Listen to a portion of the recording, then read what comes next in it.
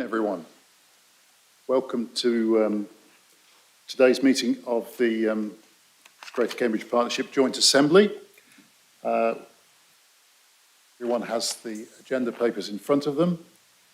I've got a couple of announcements before we start. The first is I have to report with some sadness that Helen Valentine has tendered her resignation from the Assembly, and this will be her last meeting. Actually, Helen hasn't arrived yet. So maybe we can express that again when she is, but just so that you are aware. And that she, it's all been done remarkably efficiently, is intended to be replaced on the Assembly by James Rolfe, who is the Chief Operating Officer at Anglia Ruskin University. And James has come to a meeting ahead of being a full member, presumably to follow what goes on and see what he's let himself in for. And so just to introduce James and welcome him. Are there any apologies for absence? Thank you, Chair. No, there are no apologies for absence. Thank you. Are there any declarations of interest on items on the agenda today? Claire Daunton. I'm not sure what the guidance is on local members, but I'm a local member for Fulbourn. I think if local members have to declare an interest, we're in trouble. We're here for that. Okay, thank you. And if anyone thinks of anything else later on, then please just shout when the time comes. We then come to item 3, which is minutes of the previous meeting. Lengthy set of minutes. I think we did ask ahead of time whether there were any issues with those, and I think there are some minor drafting changes. Nick, would you like to explain? Yeah, thank you, Chair. In the minutes for item 10, which is Cambridge Eastern Access Project, the first bullet point incorrectly mentions the A10 B1102 roundabout when it's actually the A14 B1102. And it refers to a major development in Stoke-on-Quay, which is actually in the airport area. So those two will just be corrected.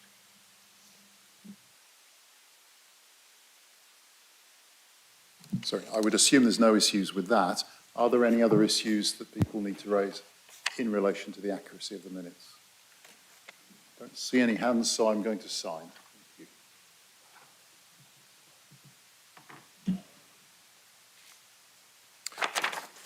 Okay.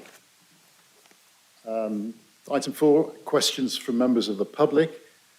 And I'm going to report at this stage that we've got 8 public questions, 4 on item 7, the Cycling Plus schemes, Hills Road and Addenbrooks, and 4 on item 8, the Greater Cambridge Greenways, Fulbourn and Haslingfield.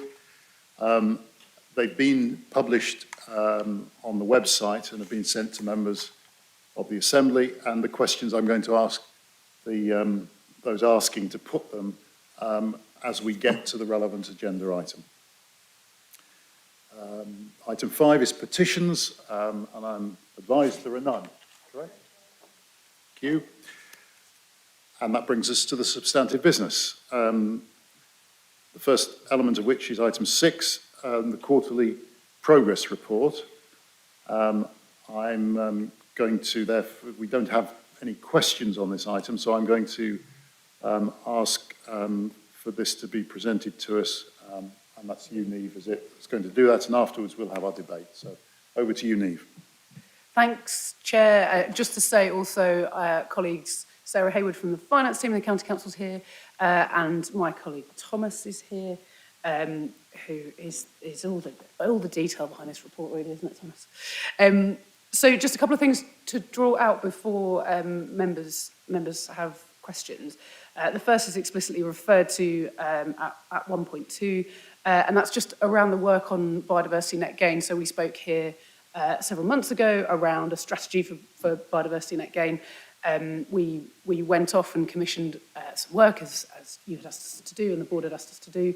That's in the process of being assessed and looked at. We got some initial findings just over the last couple of weeks, and we will come back to you next year with a kind of programme plan around what we think the programme can achieve. And we've gone for the stretch targets that you had those challenges you had set for us. So we hope to be able to bring you a range of kind of options back on that basis. And just a second thing to say, and it's not kind of explicit in the report, but perhaps just to remind colleagues in terms of process around the future investment strategy. So there is no substantive decision around the strategy in this paper. You took it last time, and next time this group meets in March, we'll take you through the budget setting process, which will again talk back to the future investment strategy that you agreed last time, just as a kind of reminder to the process of things. Happy for any questions on any of the sections, Chair. Thanks very much, Niamh. And what I'm going to do is to go through this section by section as we normally do, and there may well be questions back to you, Niamh, or to others. So to focus first of all on the introductory sections, shall we call them, the strategic overview, the summary of the economic situation, the Gateway Review, Cambridge 2040. I wonder if there are any comments to be made, pages 50 through to 53. Claire Ruskin. Niamh, just asking if we could again put knowledge intensive rather than KI. It is not used, I don't think, fully. And the other point is just to mark on the extraordinary growth that Cambridge has seen, Greater Cambridge has seen. Perhaps that isn't emphasised quite as much as it could be. It is extraordinary growth we've seen in the last 2 years.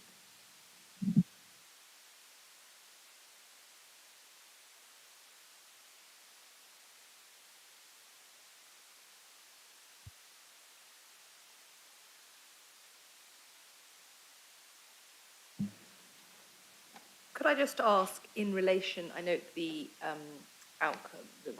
outcome review, and it's quite extensive and ongoing, and the final report submitted in 2024. But when will we hear the result of that, or when will we know that the result of anticipated event, because that then impacts decisions around funding and choices? Yep, that on Gateway Review. Yes. Yep. So we expect to get a decision from the government in the spring of 2025.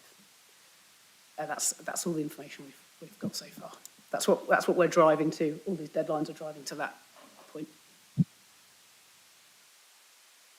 Could I ask about Cambridge 2040, which is also in this introductory section?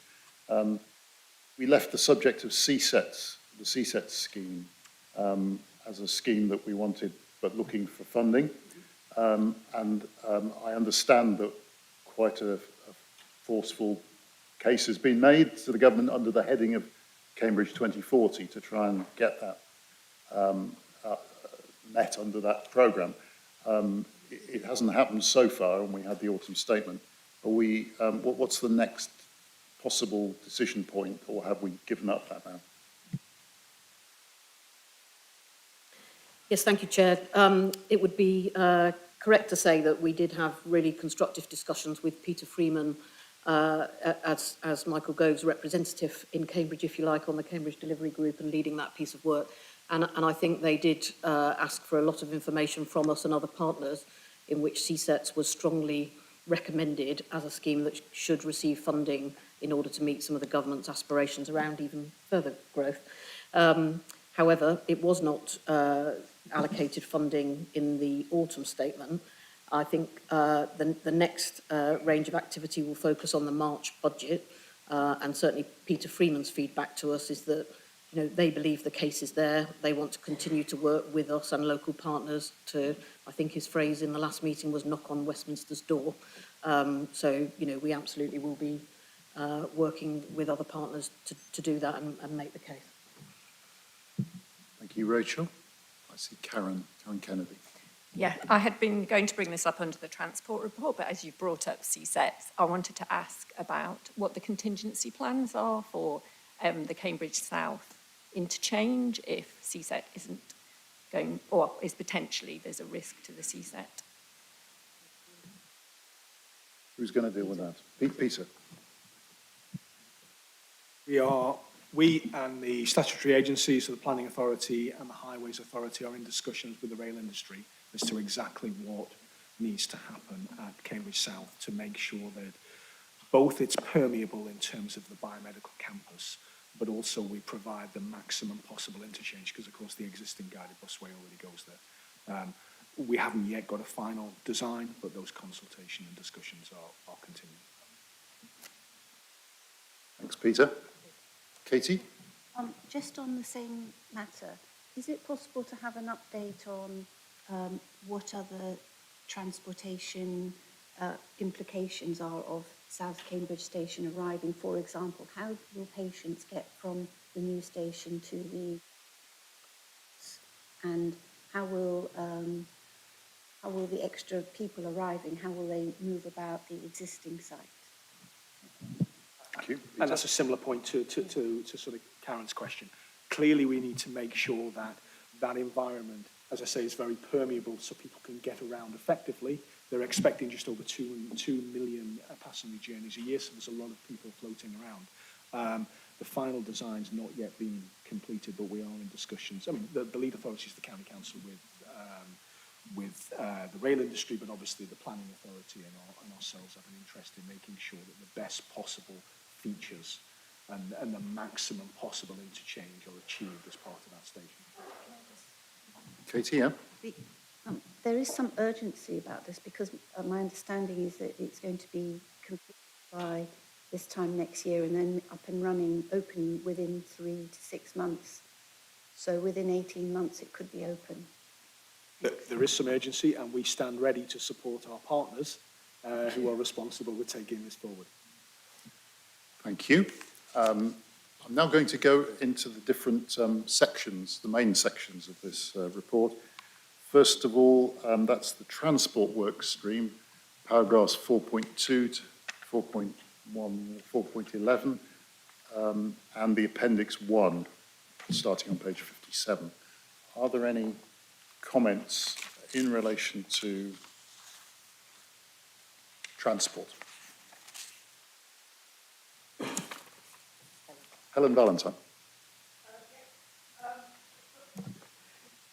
Chisholm Trail, stage 2, where are we with Network Rail? Formal application has been made to Network Rail. They are in discussions with the train operating company in terms of their views on it. We we hope for a response early, very early in the new year, which will allow us to progress. But we are awaiting that response.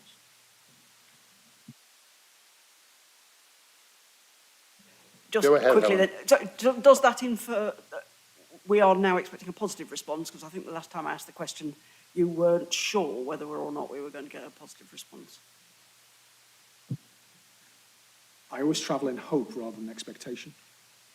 We, I think, have made a compelling case as to why that should happen for the benefits of our environment and actually also the benefits of the rail station and rail users. I am hopeful that the rail industry will see that. I think it has landed very well with Network Rail. The operating organisation, the train operating company, I think is a hurdle we still need to clear.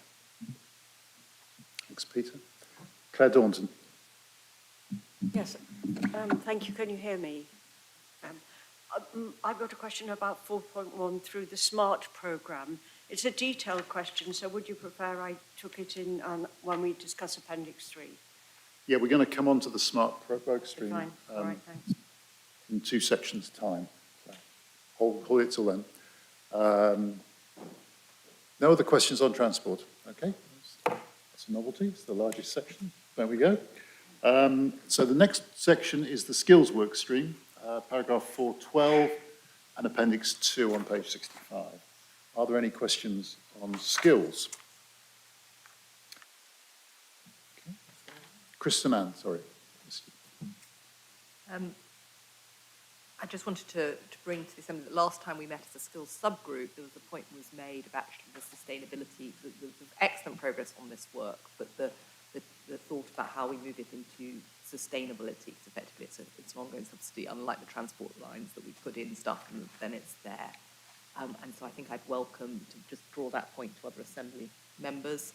I would welcome we've struggled to meet as a skills group, so I think we should have some more, I would encourage that we have some additional conversations and discussions, and also to draw to attention that I think the excellent discussions that have happened in other parts now with the county, the combined authority with their skills agenda and Innovate Cambridge, etc., has thrown up some additional opportunities for filling of skills gaps and things. So it may be an opportunity as well to think around the GCP programme and where the money is spent in addition to form the future as we sort of transition into the next phase. So just wanted to, we've been doing, mark the excellent progress on the things that we've agreed as GCP, but I think there's an opportunity to sort of update that programme and look, I think the skills sub-working group would be a good place to have those follow-on discussions. Thanks, Christiane. Same point, Katie.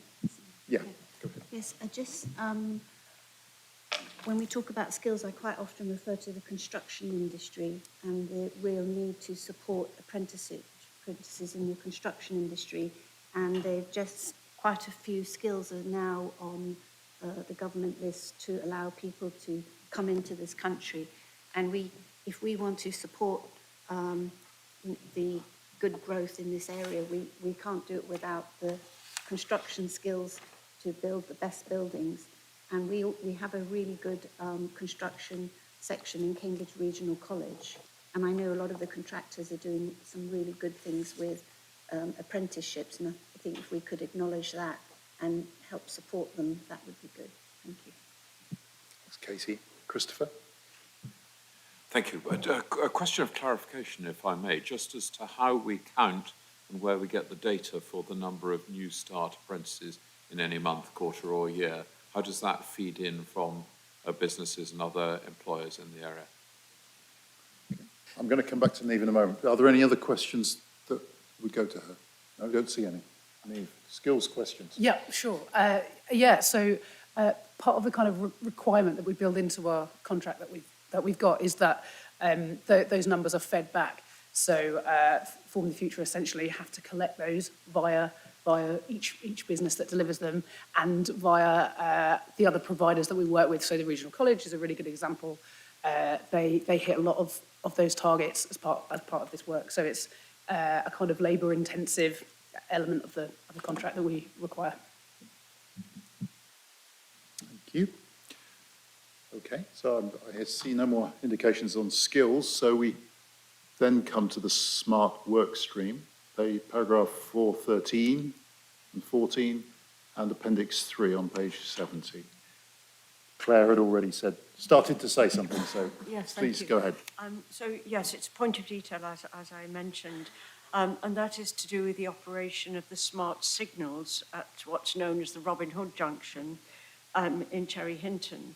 And there have been tailbacks there, and I just would like some explanation about what monitoring there is of the smart signals there and over what period the monitoring is done. Thanks, Claire. I'm told Dan Clark is with us, so perhaps you could take that one. Yep, certainly. So the trial of the smart signals ended about 2 months ago, and during the trial we were monitoring the traffic on the different arms to understand the impact that was having. Claire, do you want to come back? Okay. So presumably there is a monitoring report, and where does the monitoring report go? To whom is the report reported? So the company that we're working with reports back to us. There is a report on the performance of the signals that sits with us. I'm happy to share that. Thanks very much, both. Helen Valentine. In relation to the autonomous vehicles, and it talks about problems with, I think, the manufacture of the vehicles, delays in sourcing of the vehicles. I think is the description. So I just wondered if Dan knows any more about that. Was that unexpected? Where are the vehicles being made? Do we know? Dan? So it's an issue with the technology provider. They've actually been terminated off the project by Innovate UK, so we're looking for a new provider at the moment. Helen? Are they being made in the UK or are they being sourced from overseas? So the original vehicles that we were using were going to be sourced from the UK, and the provider that we use in the future will need to be from the UK because that's part of the Innovate UK terms and conditions. Thank you. I've got Neil and then Simon. Thank you very much, Chair. Again, about the autonomous vehicles, I haven't seen very much about the future promise, the kinds of network that they might run on. So some of the reason for running the trials, and I would like to see more of that if that's available. Thanks. Who would like to take that? So we are partnered with Stagecoach, and we've been discussing various routes with them. The plans were to run from the Madingley Road Park and Ride into the West Cambridge site, which is a site that we've used for a pilot before, and then to run out of Babraham and Trumpington into the biomedical campus. So we've been talking to the transport teams at the biomedical campus and Stagecoach. We would be reinforcing routes that are already being run, but we wouldn't be taking buses off those routes. And working with Stagecoach to understand both the business and the operational cases for the deployment of those vehicles there. Neil, do you want to come back? Thank you very much, Chair. I think I was a bit unclear. This is to do with the trial, and I'm thinking further into the future, the kind of promise that these sort of vehicles could have for the sub-region, how we could create networks specifically for them, for instance, what their capabilities, how to utilize their capabilities into a bit more speculative, if you like. So one of the things that we're looking at is on-demand transport, particularly out of hours, where traditional transport doesn't run. I think in the long term, there could be a real application in rural areas as well. As we reduce the cost of operating, it could make them commercially viable to run in areas where traditional transport isn't commercially viable at the moment. Thank you very much, both. Katie? Sorry, actually, no, Simon. Simon next. So. Thank you, Chair. I've got two questions. One is about real-time bus data and the audit. I mean, who at the moment provides the data, and how is it monitored for accuracy? So that's the first question. And then the second one relates to mobility as a service. What kind of provision does the GCP have in mind, and who's going to provide it, and how's it going to be funded? It's a great thing, but how's it going to be delivered is the question. Thank you. Simon, Dan?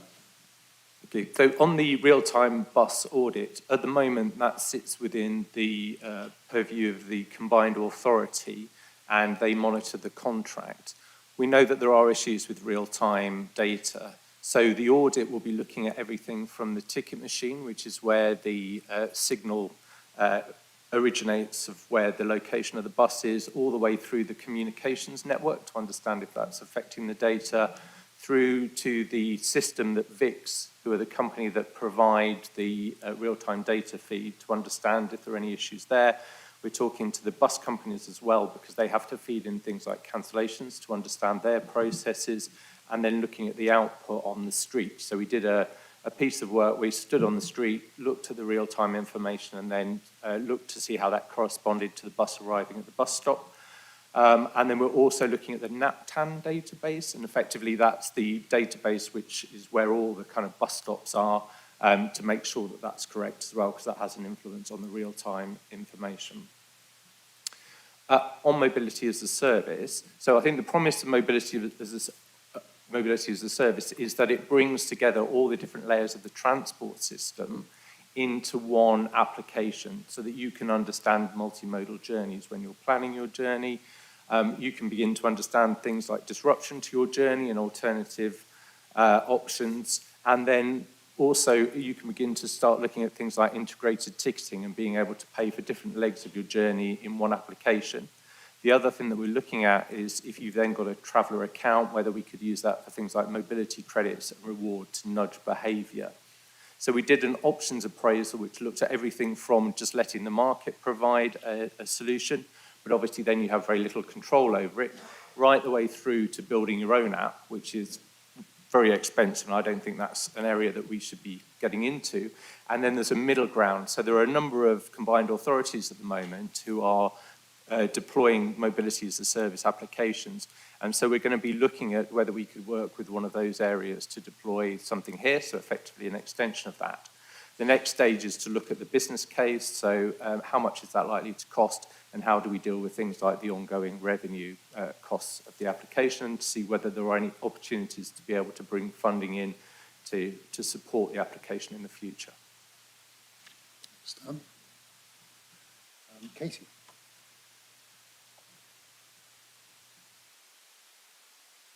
Oh, yes. I'm not sure if this is the right section, but I've heard wonderful feedback about the electric buses, the 30 electric buses from everybody who's been involved, residents and I don't know whether there's any feedback about the improvement on pollution levels, but it's really great. So thank you for everyone who's been involved in that. Thanks, Katie. We'll just take that on the record. Yeah, great. Any other questions on the smart section?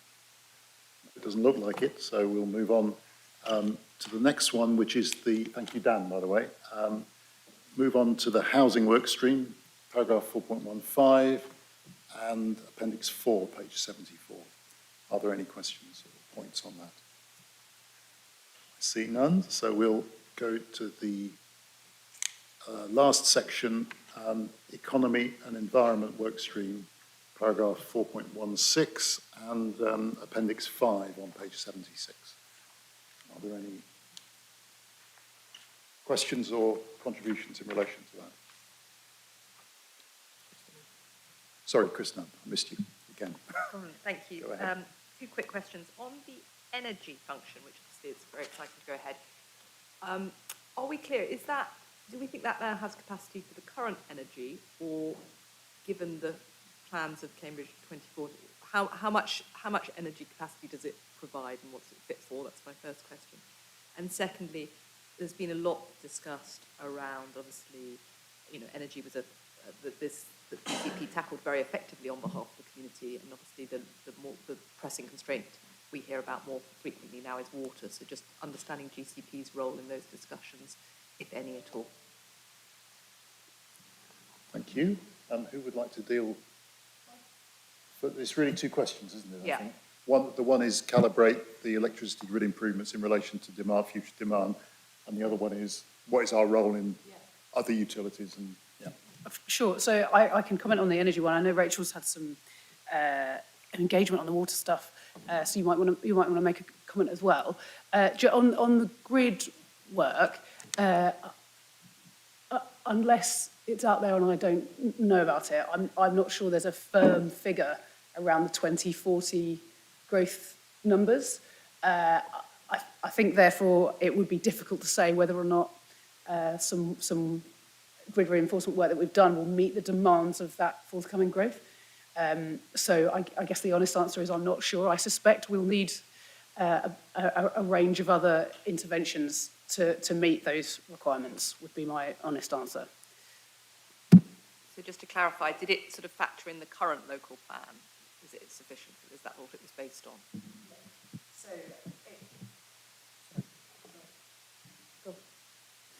it does go somewhat beyond the current local plan, but what we don't yet have is firm figures around the next local plan. I think those figures are still being looked at, but it will go somewhat beyond what's in the current plan.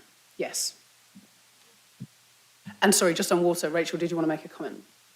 So I think we've talked here and at the board around what role GCP may or may not play in water. I think the advice we've had from the board and from colleagues in the room is that it's perhaps up to the statutory agencies to try and unblock that particular constraint. unblock it, forgive the pun. But what we have been doing is supporting those colleagues in the statutory agencies to try and provide evidence and to be as helpful as we possibly can to try and continue to unblock some of those issues which have been raised, as I'm sure you'll know, at some of the various meetings around 2040 recently. Sorry, thank you. Rachel? I was just going to add something that, you know, initially the water issue definitely seemed to be about the emerging local plan, whereas the city deal was very focused on enabling delivery of the current local plan. I think that has shifted, and that's why we do now work very closely with colleagues, particularly in the shared planning service, in order to, you know, see what we can do to unblock that. And obviously we were hopeful that the 2040 work would move that forward.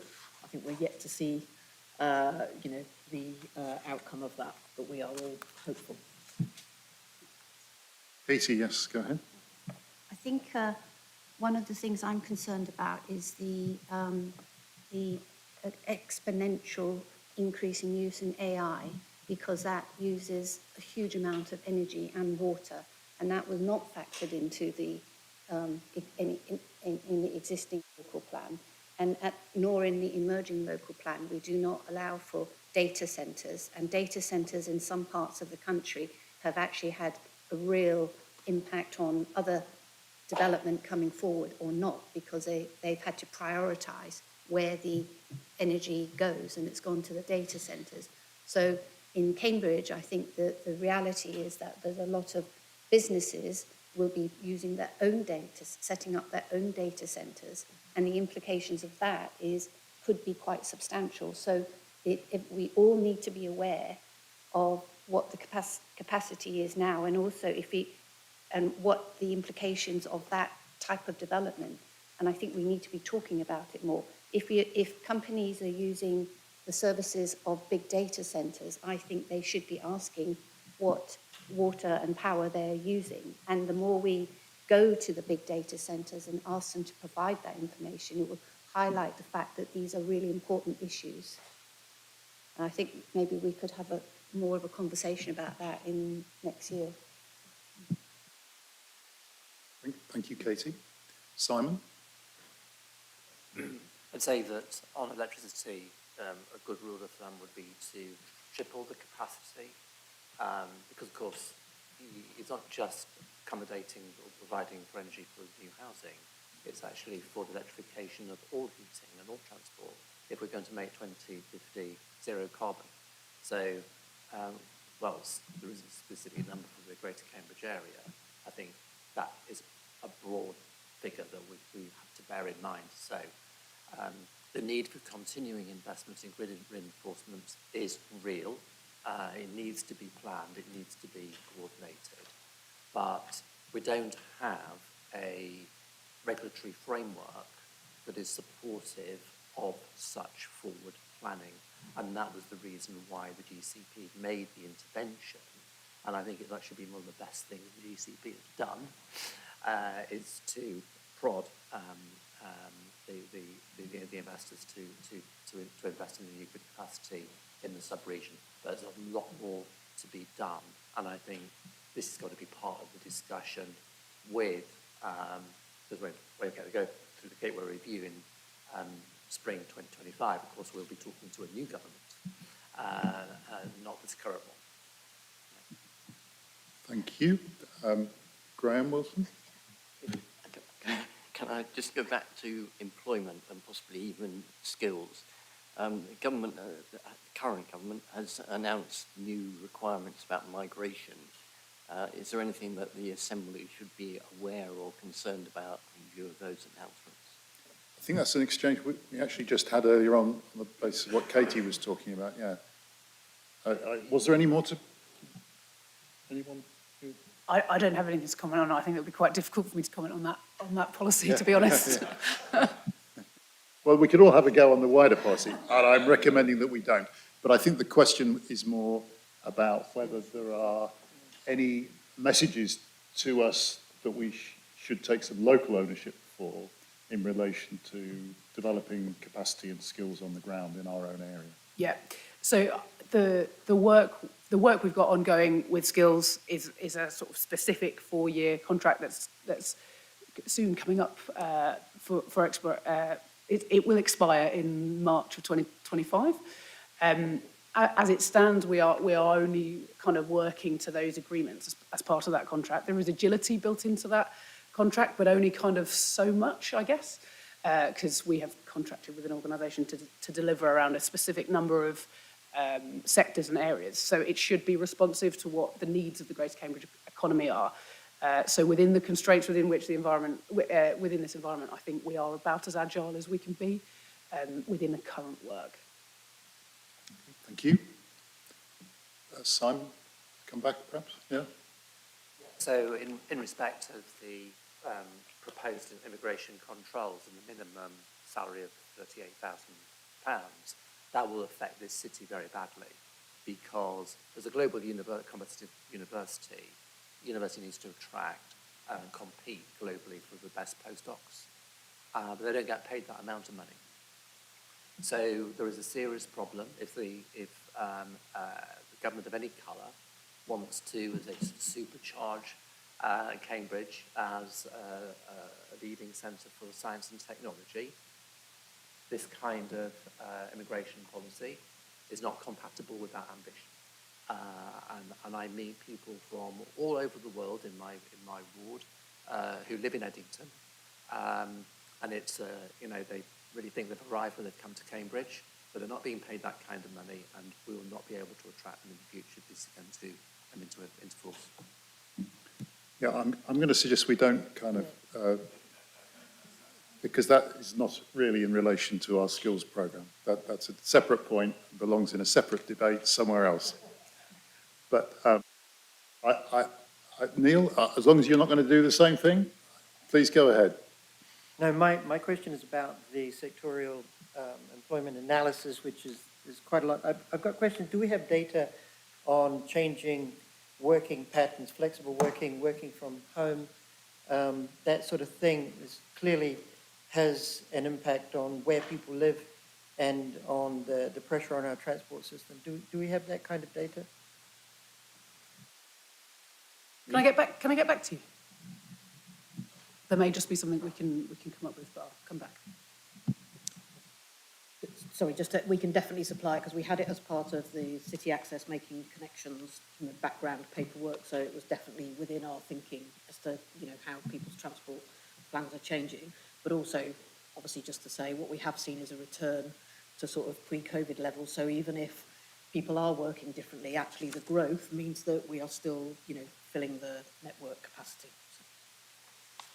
Okay, well, thank you everyone in association with the quarterly progress report, Niamh and Dan and others. And I think we will move on now to our next item, so thank you. That is item 7, Cycling Plus Hills Road and Addenbrooks Roundabout. It's in your pack from page 89. I'm going to be shortly asking Peter to introduce this, but we will do it in this order with public questions first, responses to the public questions. We've got some representatives from our component councils who wish to make comment on this agenda item. We'll take them next. Any responses to them, and then we will ask Peter to present the report itself, and after that have our debate. So can I start with the public questions? And I think I said we had 4 of these. The first is from David Stoughton, but he is being replaced in that capacity by Linda Jones. So if, Linda, you'd like to come to the microphone, and then just so that you know the order for the remaining questions, Frank Gawthorpe after that, get ready, and then Josh Grantham, and then Sarah Hughes. Go ahead, Linda. Thank you. I'm Linda Jones. I'm the Vice Chair of Living Streets. Living Streets welcomes the revised proposals for Hills Road, which include important improvements for pedestrians walking and wheeling, particularly at the Hills Road Ring Road junction. the reframing of the proposals to spell out the aim of creating a healthier, and I'll quote, more pedestrian-friendly environment rather than just cycling plus, which is what it was called, is a significant step forward. We note the high numbers of pedestrians, cyclists, and bus users along Hills Road, which exceeds the motor traffic vehicles movements. Despite some of the conditions in Hills Road being rather unpleasant and a deterrent to walking and cycling, and we would expect travel numbers to grow appreciably once the improvements are in place. We do have some remaining concerns about the safety of floating bus stops for bus user access for those in wheelchairs and pushing buggies. We also regret slightly the rather cumbersome pedestrian crossing arrangements, for example, at Hills Road, Lensfield, Goddenfield Place, the Ring Road, where pedestrians could still have to walk or wheel quite long distances to cross. We urge GCP to support diagonal crossing markings to signal the all-red pedestrian phase here and indeed at Downing Street, which we've been campaigning for. Cambridge residents might learn that the all-red enables diagonal crossing, but we have loads of visitors and overseas tourists along that road, and they will not learn. They need more clarity. Our question focuses on the potential negative impact of Hills Road changes for pedestrians on Brooklands Avenue. Traffic levels and pollution are likely to grow on Brooklands Avenue as the Hills Road scheme squeezes motor traffic and cut-throughs are sought. We know that motorists like those. The wholly inadequate shared footways will become even more attractive for cyclists because they give safer access to a safer Hills Road, but more risky for pedestrians. Will GCP Assembly agree that investment is urgently needed in Brooklands Avenue to increase pedestrian safety and reduce health risks, particularly for children who need to get to local schools and for older people, like me, who need to be able to stay active? Thank you. Thank you, Linda. We'll roll up that with the other questions and then you'll get a response in a moment. So the next questioner is Frank Gawthrop. Frank? Thank you, Got Chair. 3 minutes. Thank you. My name's Frank Alsop. I live in Linwood Road, close to the station, and I travel to work through the Hills Road, Lensfield Road Junction every day, and I have done so for 20 years, so I've got pretty good knowledge of what goes on. I've got 4 questions for you, councillors. First is about the existing layout. Second is about the balance of users. The third is about the unilateral nature of the way this proposal for the Hills Road, Lensfield Road Junction has been presented. And lastly, it's about the effect, which to a certain extent meshes with what Linda Jones has said. Firstly, are you aware that 10 years ago, the whole junction was remodelled to give forward boxes for cyclists and indeed on the Hills Road leg, I think a 7-second advance light for cyclists. That cost a staggering £900,000. That is a lot of money, and to a certain extent, I think that my question is it really necessary to spend yet more money on this junction, which in my view works well, and I see it every day. Secondly, would councillors agree that actually there has to be balance here? And not everybody is capable of using a cycle. Some people have to drive to work, including myself, because there's no bus service to where I work. You don't look like conspiracists, but I'm sure you're all aware there is a very strong feeling in Cambridge that there is a conspiracy against the motorist. And I wouldn't want you to encourage that. But nevertheless, as a member of the cycling campaign for over 25 years, it's not an idea that I personally subscribe to, but it's a very strong feeling that the motorist is somehow being discriminated against in this city. And I think you have to be aware that there needs to be balance in these proposals for both cyclists, pedestrians, and motorists who need to use their cars. Third point is about the unilateral nature of the way this has been proposed. This was a little underhand, councillors, to pop this in at the last minute, and there's a deal of feeling across the city that wasn't the way to do it. But lastly, and most importantly, the effect. If you ban left and right-hand turns at this junction, all the traffic is going to go down Brooklands Avenue. You tried driving down Brooklands Avenue recently? It's got Cambridge assessment, it's got the University Press. It's got new office blocks under construction. It's the sole access to Accordia, 300 plus houses, the sole access to Kaleidoscope in end of Clarendon Road, 400 flats. It's a nightmare. If you ban turns at this junction, you're going to make Brooklands Avenue even worse. And as a resident of South Petersfield, I have to say, the taxi drivers in particular are going to make more of rat runs through our residential area. There's no doubt about it. So you really do have to think through proposals before you bring them forward. If you intend to proceed with this idea, which I hope you won't, then I think this whole business demands better analysis as a single, standalone proposal. Thank you, Chair. Sorry, thanks, Frank. Nicely timed was what I said. Yes, I know. And then the next questioner is Josh Grantham from CamCycle.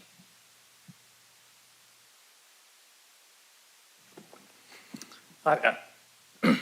Hills Road is a bustling street of shops, restaurants and local services, connecting the city centre to many of Cambridge's largest educational and employment sites. It sees a large number of transport journeys and includes some of Cambridge's most dangerous junctions, including both the Adam Brooks roundabout and the Catholic Church junction. Neither of these junctions can be considered alone, and any new designs must be part of a wider vision for both the sustainable transport network and the city's priorities as a whole. Due to the limited scope of the Adam Brooks scheme and funding, here this opportunity has been missed. However, CamCycle does welcome the new option provided for the Hills Road Lensfield Road junction, a place where far too many cyclists have been seriously hurt in collisions. The proposed changes to this junction will rebalance the road space, allocating half of the area to walking and cycling and half of the area to motor vehicles. Currently, people walking and cycling make 40% of daily journeys on Hills Road, but are given only 26% of the road space at this junction, leading to squeezed pavements and congested crossings. The proposed design would increase walking areas to 34% of the space and cycling areas from 6% to 17%. This will vastly improve safety and comfort for active travel road users and encourage more people to choose this as a mode of transport. Restricting some of the vehicular movements will also improve traffic flow across the junction for cars and particularly buses. The design of this junction would need to be considered carefully and adjusted to ensure that a solution works well for all road users in the surrounding areas. It should also be considered in line with the city's council's vision for the core of the city and the future vision for Cambridge as a whole. So the question is the GCP working closely with Cambridge City Council on its plans? Thank you. Thank you, Josh. And then the last questioner on this item is Sarah Hughes on behalf of Cambridgeshire Sustainable Travel Alliance.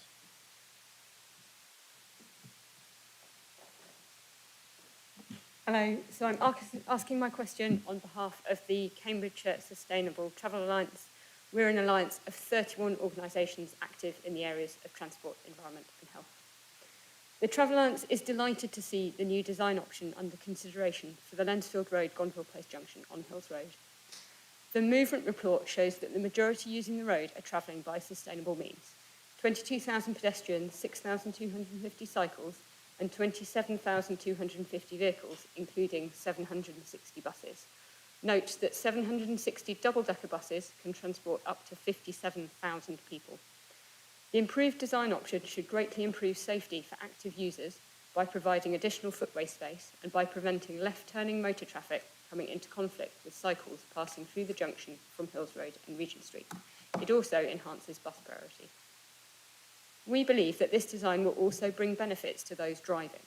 Removing right-turning motor traffic from Lensfield Road to Hills Road will improve flow through the junction.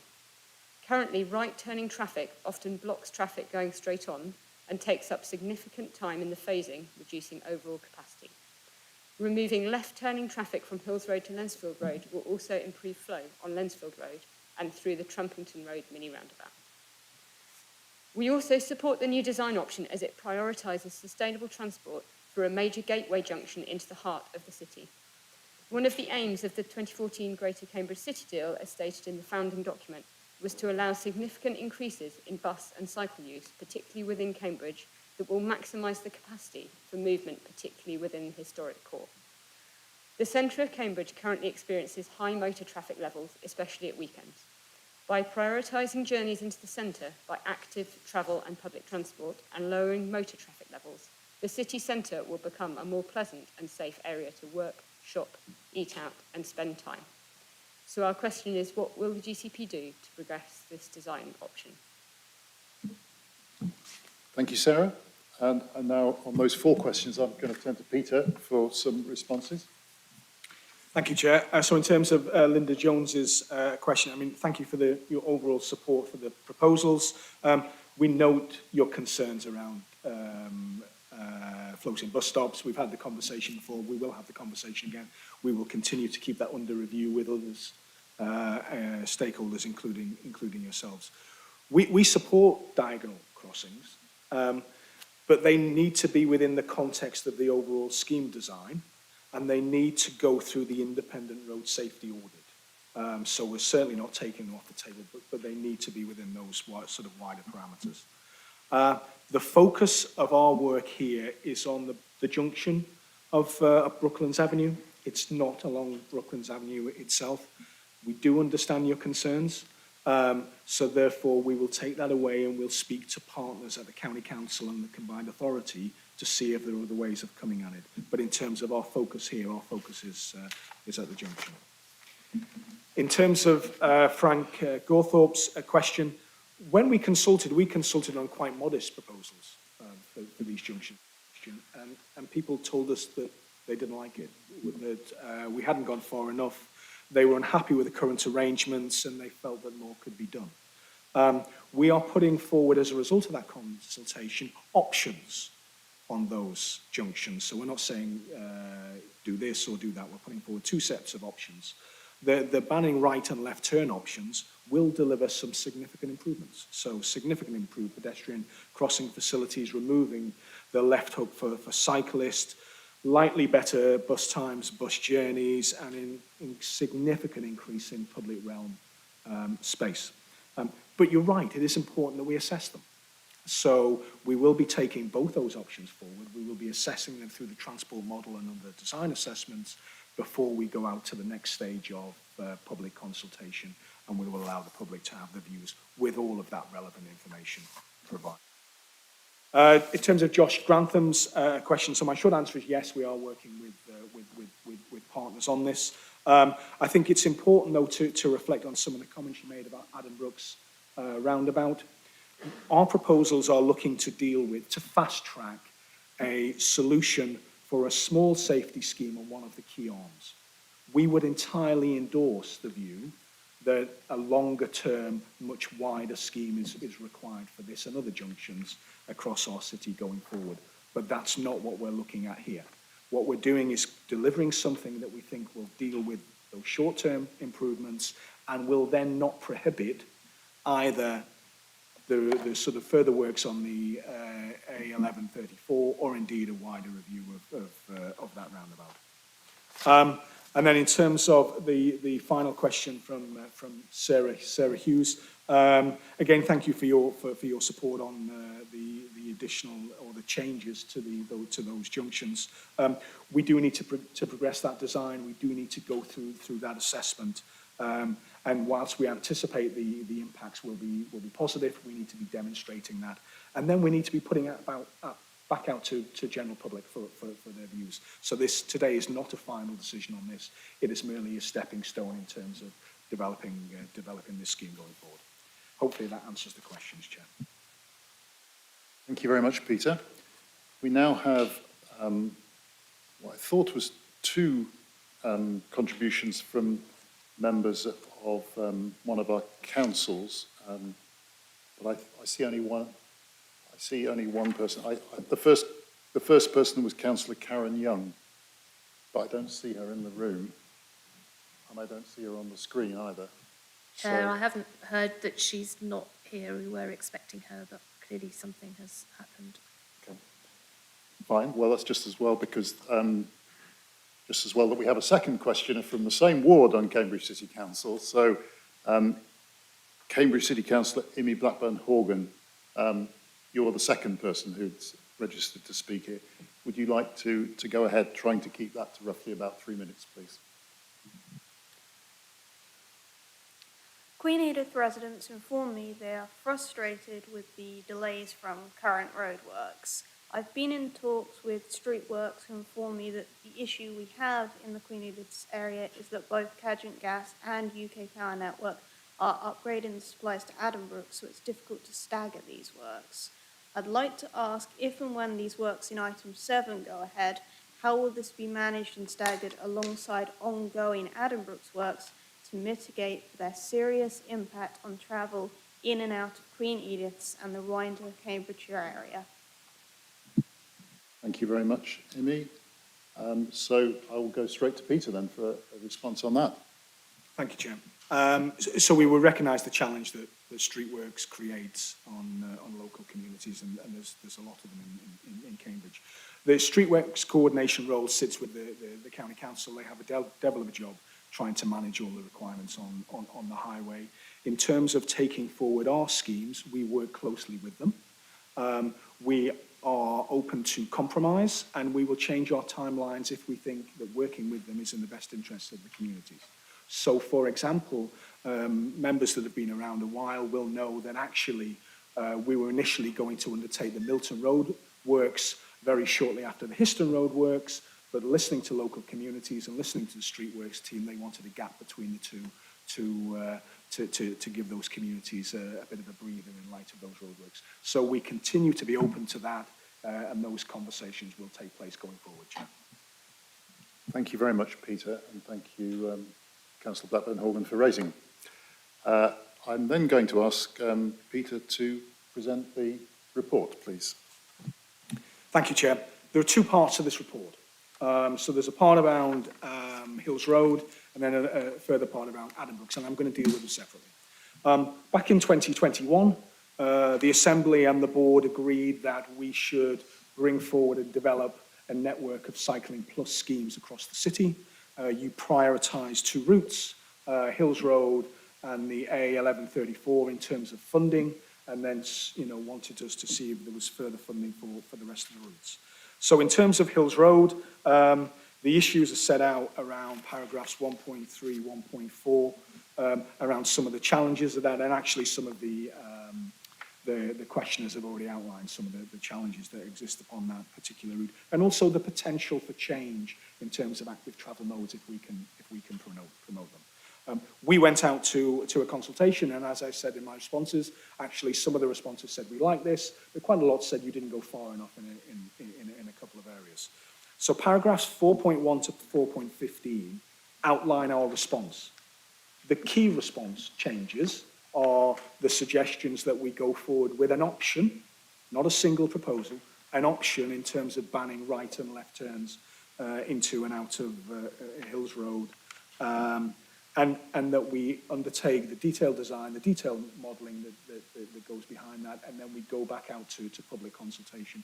Because the view from the consensus view that we received from that public consultation is that better meets the ambition that you and the board have set out in terms of achieving things.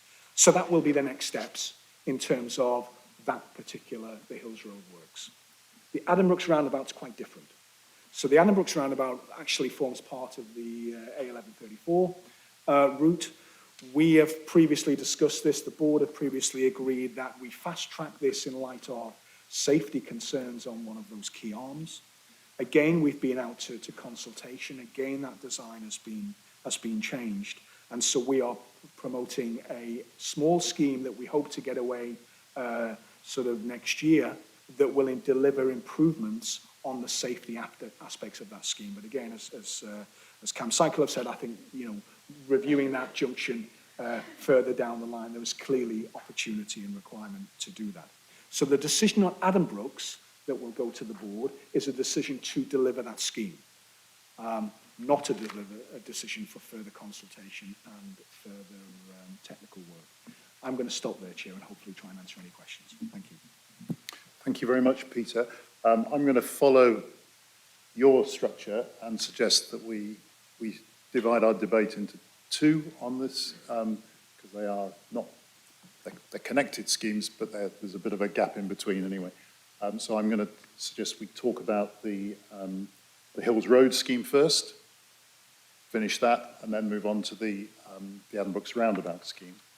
I would just like to make a comment myself about the Hills Road scheme, and do so now because it follows from some of the public questions. The crossroads, the Hills Road crossroads outside the Catholic Church is in the area I represent, and I completely get the way that these options for restricted turns have arrived now on the table. In particular, I represent the area called Newtown, which is quite adjacent to this crossroads, and an area which has recently adopted a low traffic neighbourhood, which has restricted their access quite considerably. Now, I have, at this point, no idea what the views of the residents of Newtown think about what could constitute a further restriction. It may be that because they live in the city centre, not many of them are using their cars very often. It could be that they all find that the crossroads concerned so awful to negotiate by car that they don't use it anyway.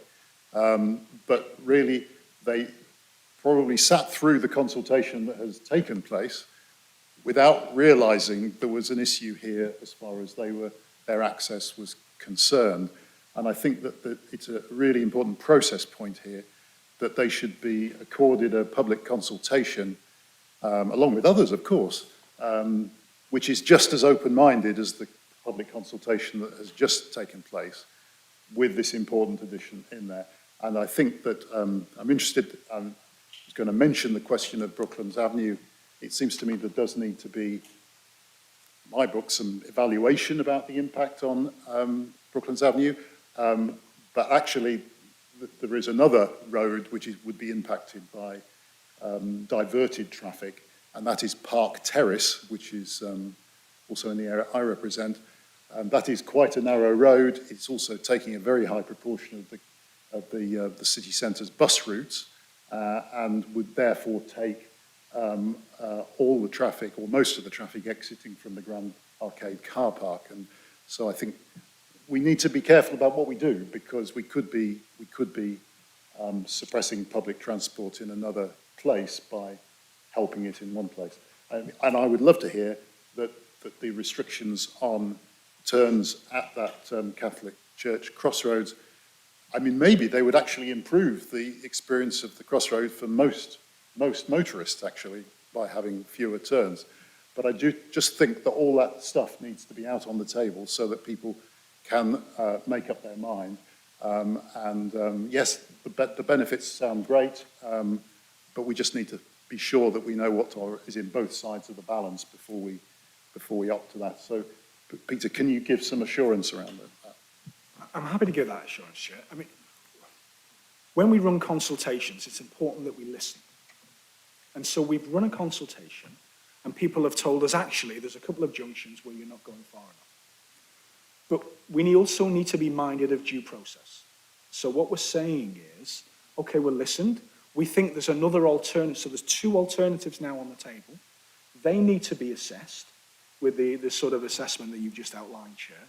And then we need to be asking people again, because everybody needs to be given the opportunity. Not that we had a back pocket idea and we're now going to throw it at people. No, we've gone through a process of we've listened. We've changed a proposition, or we've developed a proposition, actually, because there's still two propositions on the table. We do that thorough assessment, and then we present it to people again, and we give them the opportunity, as well as all that information. So yes, Chair, that will happen. Thank you very much. So, other contributions?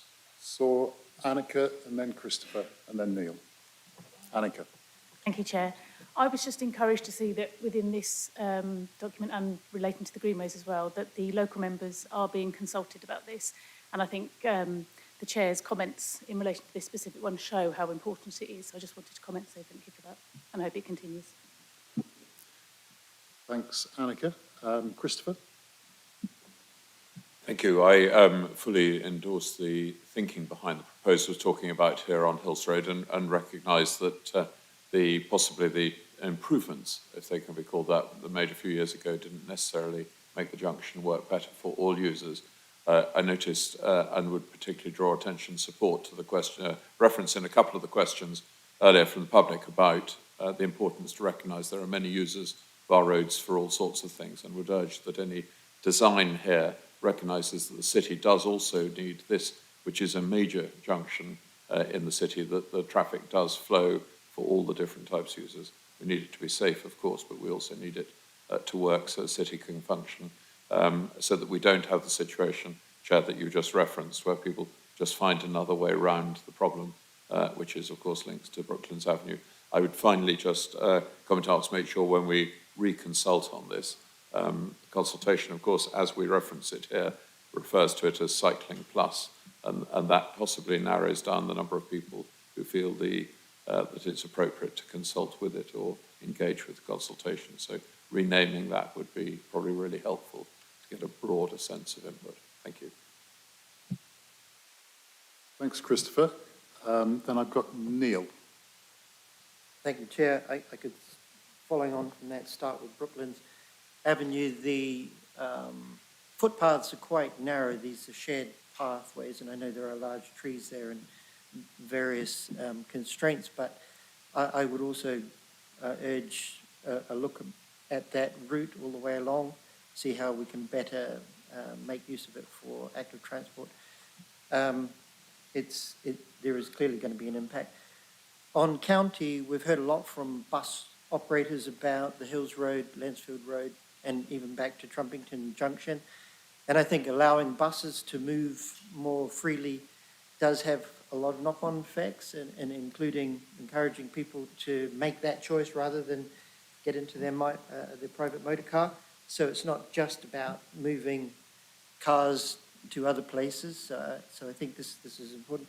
It's also, I think, important to monitor ongoing effects, and clearly it's not just about the junction, it's the effects on the entire network.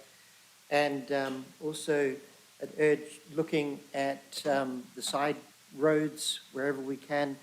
There's been some fantastic work done on stopping those sort of rat runs, which makes it better for cycling, for people to choose to walk around that area. So, none of this is in isolation, clearly. So can we get some sort of assurance that the monitoring going forward will continue as well? Thank you. Thanks, Neil. Now, I've got Claire Daunton and Heather Williams online to contribute next, but I think we'll get points lost if we're not careful. So I was going to ask Peter to respond to Annika and to Chris and to Neil.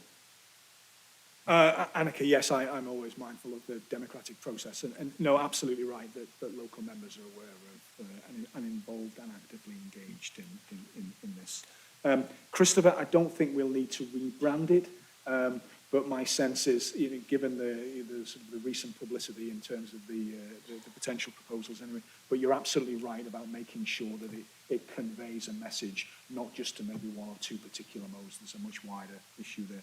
And of course, you're right again in terms of the design needs to reflect that, which is a similar point that Neil raises around. We need to do that assessment work, then we need to put that assessment work out. We need to make sure we capture as many audiences as we can, but we're not typically accused of hiding our light under a bushel, in fairness.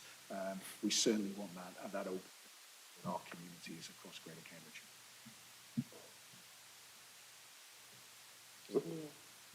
Neil. I was hoping to weave Neil in. I think the bus company was pleasantly surprised about the proposals on Hills Road, actually, because that's clearly a key consideration given the numbers of. But again, in terms of Brooklands, in terms of network effect, absolutely, we need to do that work, and that work will be undertaken before the next public consultation. Thank you, Chair. Okay, thank you. Now I've got Claire Daunton. Thank you. My question about Brooklands Avenue, I think, has already been asked. I will put in a plea for any work that's to be done there, looking at lighting. It's a very heavily tree-lined avenue, and improving lighting is going to be absolutely crucial. But my main question really is about loading and unloading on Hills Road and Regent Street. I know that that's mentioned in the paper, but I'd really like reassurance that that's dealt with. It causes enormous congestion, and also it makes life very difficult for cyclists. Thanks, Claire. Heather Williams. Online. Thank you. Has that worked okay? Yes, we can hear you, Heather. Go ahead. Okay. So I've got a series of questions and then a comment.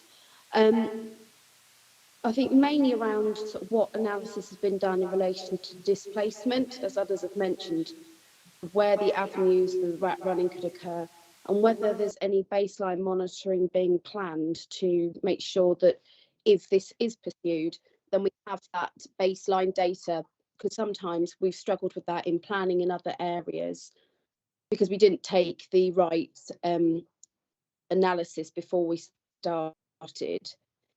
The other one is about what modelling has or will be done to see the impact on emergency services. And I raise that particularly because not just the hospitals, but the police and fire station are very close as well. Thirdly, it's been referred to the use of wands. Now, some cyclists have said that the wands are worse than doing nothing for various safety reasons, and we do know that they can be easily knocked and then create hazards and handlebars in between. I'm just wondering what the logic is by using the wands as opposed to other measures. Fourthly, how many parking spaces would be lost through the proposal? It might be none, but I thought on one of the sections of roads where there's currently parking that was being removed. And can we have an idea of the timescales for the public consultation? I do appreciate, and I think it's a good thing, that there's going to be multiple options, if I've understood the instructions of the report correctly and what's been said, because I think that's something, people need to see various options, not just one or nothing. So they're my questions, Chair.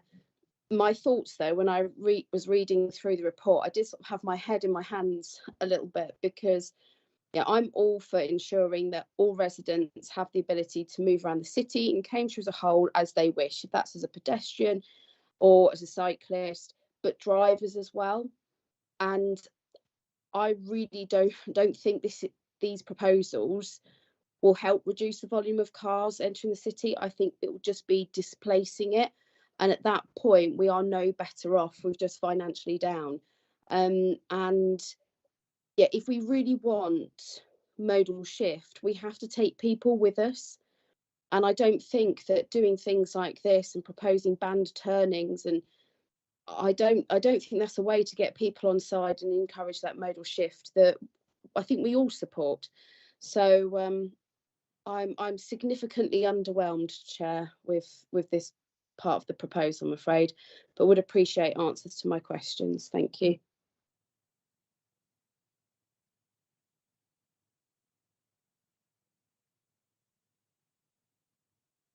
I welcome the notion that we go out to consultation, people tell us to be more radical, and we come back with more radical proposals. So I certainly support us pursuing those.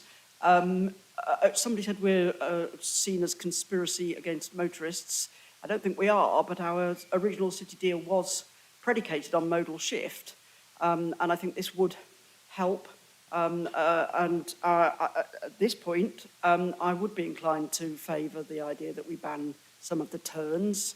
I am a cyclist along that junction, and I think they would significantly improve.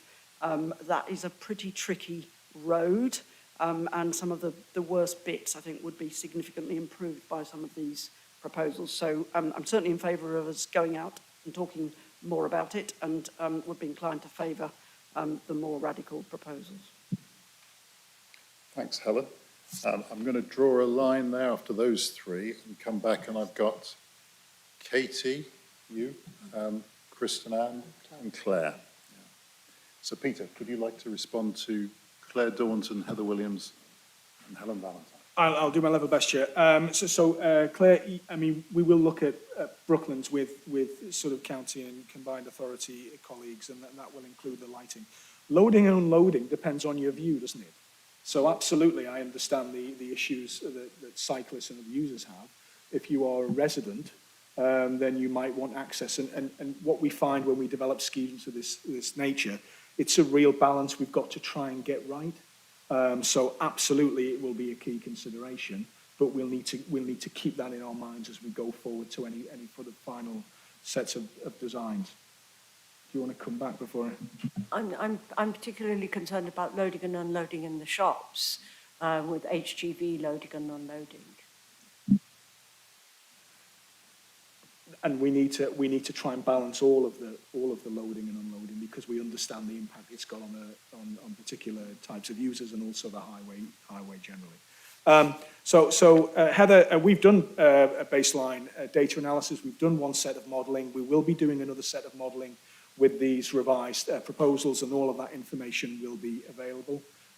We routinely talk to the emergency services about our schemes, and that will continue. Ones or no ones? Well, that will depend on the final design and the necessity of what is going to be required to deliver the particular schemes. So I think we haven't nailed that final design yet, because it will be quite different depending on the sort of junction proposals. Parking, you're right, and again, very similar to loading and unloading, is something that people will want to understand the implications of. We endeavour to seek a no impact or no reduction in parking, unless we're consciously taking a decision otherwise. But the parking might move or change or things like that. So again, that's something that we need to have in our minds as we go through the final proposals. And then at the moment, we're planning on next year in terms of consultation, but of course we need to go through all the necessary information, technical review, and pull that together. I'm sorry I made you put your head in your hands. I suppose what we're looking at here is, how do we make best use of the space that we have in the city? We know, and we've had conversations before over many months and indeed years, that actually active travel modes not just tick a number of sort of wider environmental and decarbonisation boxes, but also are far more efficient in a city environment by moving more people with less space required. So what we're trying to do with this, and indeed a number of other schemes, is to make sure we get that balance right of what delivers an efficient network for our city, whilst meeting the other objectives that we've set ourselves around trying to tackle congestion, trying to deal with the climate, and then, as we've touched on earlier on, try to sort of address the growth challenge that exists in our geography and doesn't look like changing anytime soon. Thank you, Chair. Thank you, Peter. I've now got Katie. Just a couple of things. I also think Station Road needs to be considered. I know there's a junction with Station Road and you're showing a cycleway going down there.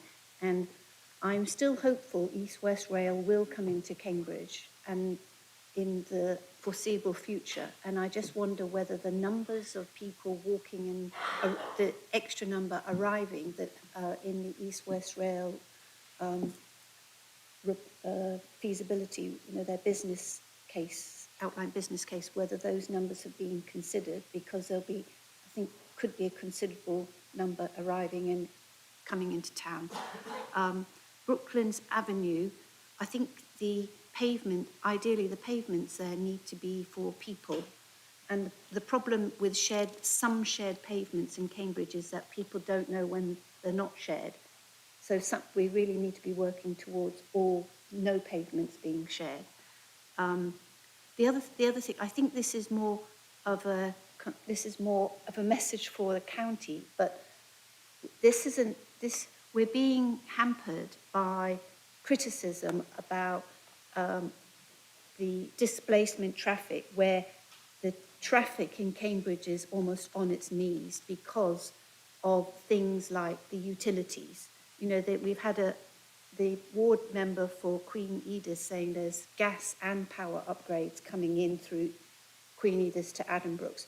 Surely we need to tell the utilities to coordinate and put in a duct or several ducts so that they can coordinate the work. It may be a bit more initially, but then we need to work towards not cutting up the roads again and again. And the roads are in such bad condition now, and every time the utility comes, it makes it much worse, and there's much worse maintenance. And really, the utilities should be told to resurface the road, leaving all these cut sections, so that the whole contract for the utilities needs, can we tell them that this is not good enough for the city? My understanding is that the work permits has gone from 22,000 to 44,000 in a year in Cambridge. So it's not surprising, it's chaotic. That's a plea to you. Thank you. Thanks, Katie. Kristen Ann. Thank you. I want to just note that I welcome the fact that we've responded to a consultation and come back with proposals that we're now going to consult on with due process. Two questions. Firstly, can I get some assurance that the modelling that is referred to in the papers that you're going to do will include modelling of displacement activity onto whether it's Brooklands Avenue or the road that Councillor Black referred to, or Tennyson Road, etc., not just modelling of the impacts on the junction itself, so I'd like to see. And I'm very particularly also aware of access from the west of the city to the station, and the station to the west of the city, and taxis and things, and people arriving onto Brooklands Avenue. So that's my first question. Will we do the modelling of that displacement? The second question is, we focus very much on this one aspect of this scheme. It was a very broad and excellent scheme to address a number of pinch points and things, and I think picking up from the paper, the feedback on the other things that were proposed has been broadly positive. I don't know, Peter, if you can comment on the feedback on other aspects of that scheme, and also whether there's an opportunity to move forward with some of that, because we're now going to delay this scheme, presumably, to do the additional consultation around this junction. Every time we delay things, costs go up, and therefore, for the rest of the scheme on the Hills Road, are there aspects that we'd like to get on and plan while quite rightly going back out to the public on this particular aspect at one end of the scheme? Thank you, Kristen Ann. Claire Ruskin.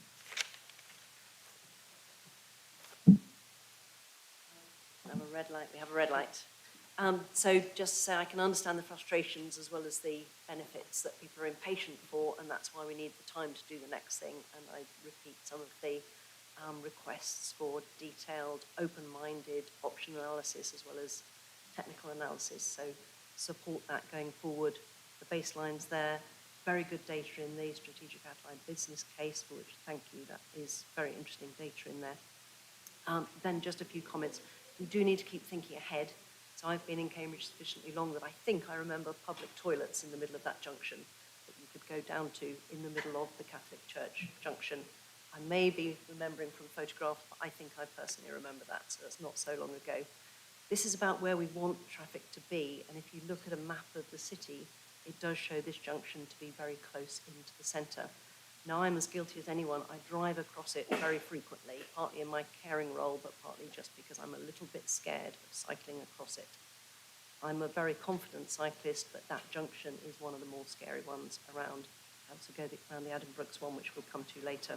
So we know it's a lot less good to not be as convenient and being able to drive everywhere we would like to go. I want to drive everywhere I want to go in a private car, but we do need to think about the options very carefully. We definitely need to improve the bus journeys. Hills Road is one road that we considered just closing bollards. Just forget it. We're not going to have anybody driving along that road. We discounted that option, but we do need to look at simple things like this, which I think will make a big difference to safety along there. We need to lower the barriers to cycling and walking, because at the moment, even people like me are really quite scared of that junction. And I think we just need that assurance, Peter, that you will have an open-minded, think of all the other ways this could be done. We could ban cyclists from that junction. I don't think that's a good idea, but we could do something like that. Or we could take forward some of the side streets and put cycling specifically down those. But this looks to me like a good balanced set of thoughts that we now need to explore and do the proper detailed analysis of. Thank you, Claire. Peter. That was questions from Katie, Kristen Ann and Claire. Thank you, Chair. So in terms of Katie, in terms of East West Rail, we have not factored in East West Rail numbers. We're not allowed to in terms of our business case assessment because it is not yet a committed scheme.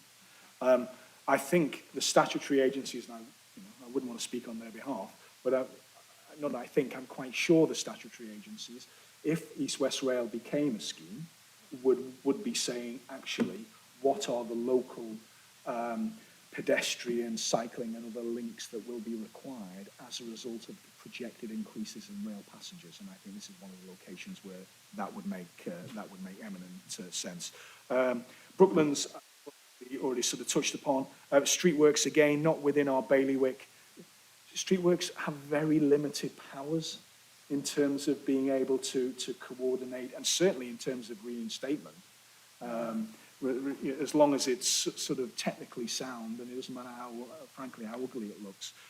So I think the Streetworks team do an incredibly difficult job with very little powers to enforce against that. Kristen Ann and Claire both had the modelling question. Absolutely right. Because the key challenge on the modelling is actually not the local area, it's the displacement impact. And so that's the bit we need to make sure we get right. Otherwise, we're going to grasp defeat from the jaws of victory by saying, well, we've fixed a junction here, but we've created real problems elsewhere. So that's the key bit of information we need to make sure that we get right. We do not move the problem, and that comes back then clear to getting the best possible solution. So the feedback on other aspects, I think, was very much keeping the buses, so bus lanes as much as we can, and the active travel, and getting that balance right, I think was a key consideration. It was, quite a lot of positive feedback from the bus company about that, because the fear was that we were just simply going to jump to one mode rather than the other. But I mean, others have touched upon the importance of that route. Claire touched on the importance of that route for bus users and what we've done previously. The confidence thing's really important. And it's, what's the nudge? What will encourage people to do something different? And how can we design that in the best possible way, but making sure that we don't have those, as I say, those consequences elsewhere. So I think that's going to be really important as we work through the next steps of the process. Thank you, Peter. Neil? Thank you very much, Chair. I was wondering about the effects of the various dug-up streets. To what extent does that impact the monitoring work? I imagine it throws things off, but it might even be experimental conditions that we can see what happens when you disrupt this and, what goes on to there. I have to put a plug for Streetworks. They do heroic work to keep our network running. And pavement-to-pavement repair. Oh, yes, please. Thanks, Neil. Simon? Yes, I just want to say a word about Regent Terrace, because the route along Regent Street from the hotel and behind the properties on Regent Street, that's Regent Terrace. It's on the side of the park. Can you speak louder? Because I think people may not hear talk you. about Regent Terrace. It is a main route. It's currently the safest route for cyclists to go to the station who are travelling from the city centre. But it's...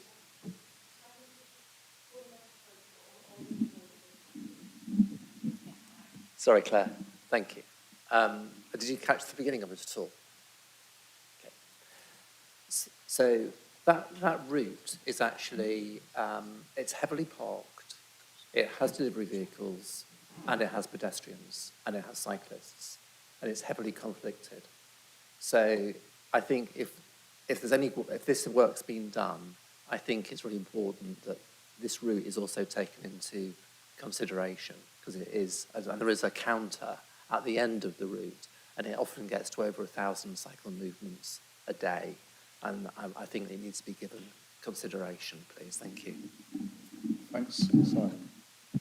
I'm going to try and draw a line under contributions there, but ask Peter to respond to those two from Neil and Simon. Thank you, Chair. Yeah, again, Neil, yes, Streetworks. I mean, in one sense, it shows the fragility of the current network, that any Streetworks, let alone the scale that we face, will cause an impact. We do need to reflect that appropriately in the modelling. It would be nice to think that that would be a sort of test or a pilot. But you know, these things frankly move around too much to give any sort of certainty on that. Simon, I'll take away Regent's Terrace. I'm not, you know, as you know, mission creep is not a sort of phrase that I take on board easily. And it may be there's other, particularly if it's heavily parked, there's actually other solutions. It's not an engineering solution per se. It's a, you know, a tough conversation around parking that needs. But we'll take that away. Thank you, Chair. Thank you, Peter. So just to try and sum up the Hills Road section of this debate, remember there are two sections, and Brooks Roundabout coming next. I mean, I think the one thing that we haven't said, but it's somewhat been implicit in what everyone has said, remember we put out to consultation two options for the Hills Road, and what has come back is support for option B, which everyone has sort of taken in their stride, but was obviously significant in terms of what we intended at that consultation. So I think that we want to say to the board that that we've seen that, and that's something we support. And I think based on pretty much all contributions, we do support evaluating the further options that arose from that consultation. It's mainly about the restricted turnings and what happens as a result of that. And that further evaluation should include an assessment of the wider impact. And we mentioned a series of streets, the Station Road, Brooklands Park Terrace was the other one, and an equally comprehensive opportunity for public consultation, which includes those changes as well. If you're happy with that as the summation of that part of the debate, I'm going to go straight to the Addenbrooke's roundabout. Are there any contributions on that? Claire.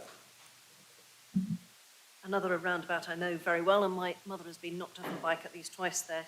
My concerns are about holding bikes in the roadway there, which I think is proposed when there are so many ambulances and that roundabout gets so congested, especially in the early evenings. And is there a way we could use the roundabout itself? I'm not proposing that as a solution, but just thinking around that holding pattern of bikes in the middle of the road really worries me. Thanks, Claire. Any other contributions here? Neil? Thank you very much, Chair. It's great to see this work progressing after the tragic events at this particular roundabout. It was clear that there needed to be something done. It is a bit of a compromise, I understand, to get it done fairly quickly. The desire lines for cyclists are not as we would be wishing. From Fendon Road onward, it's reasonably good. The return trip is not as good, but in general, it's great that this work is progressing. Thanks, Neil. Christopher? Thank you. I know the junction well, but mostly I admit as a motorist.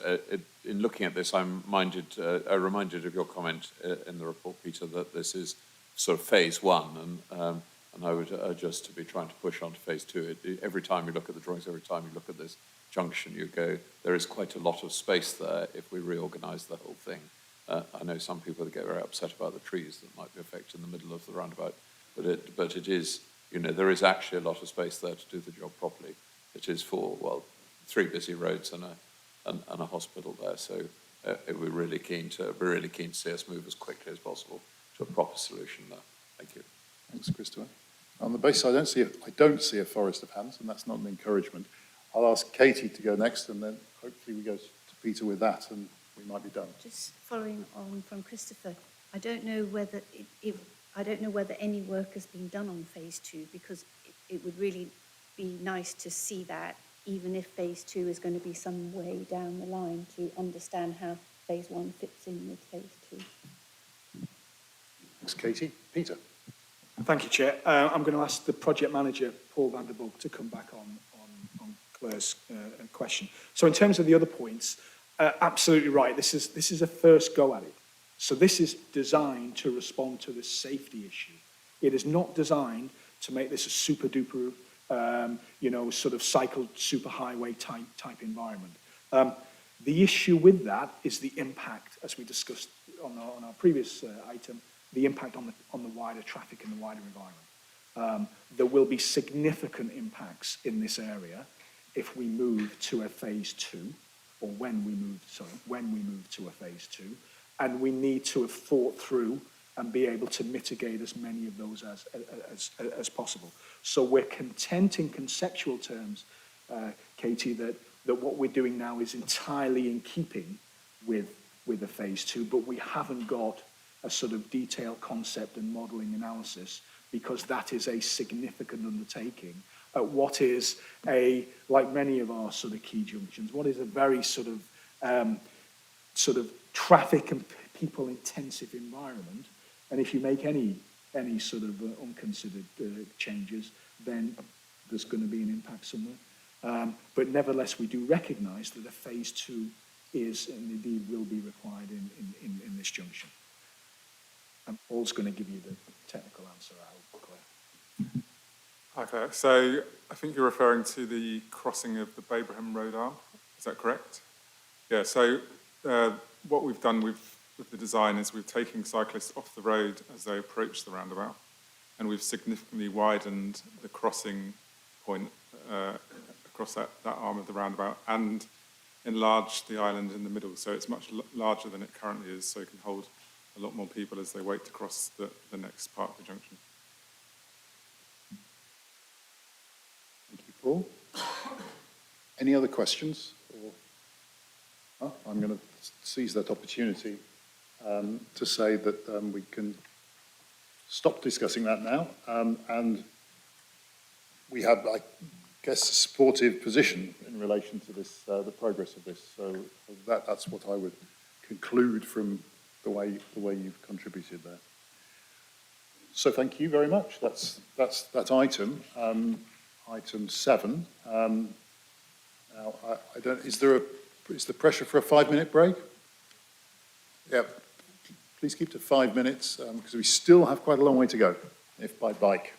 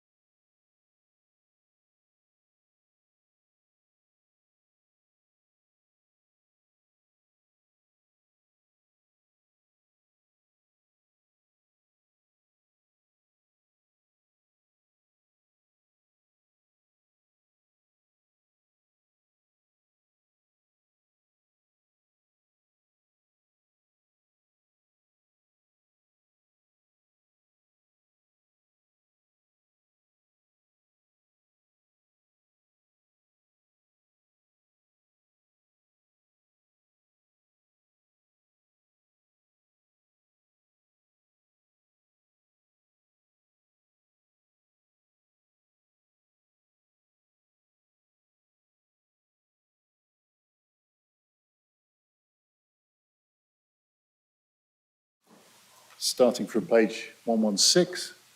I've been asked to request that people try and speak into the microphones a bit more powerfully, or draw the microphones closer to them, preferably, because some have found it a bit difficult to hear.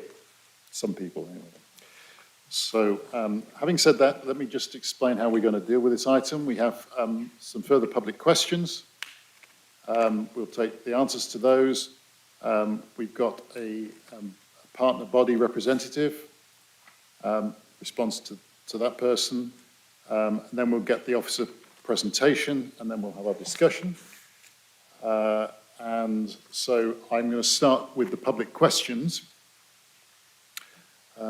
So I'm going to take them in the following order so that people can tee themselves up ready.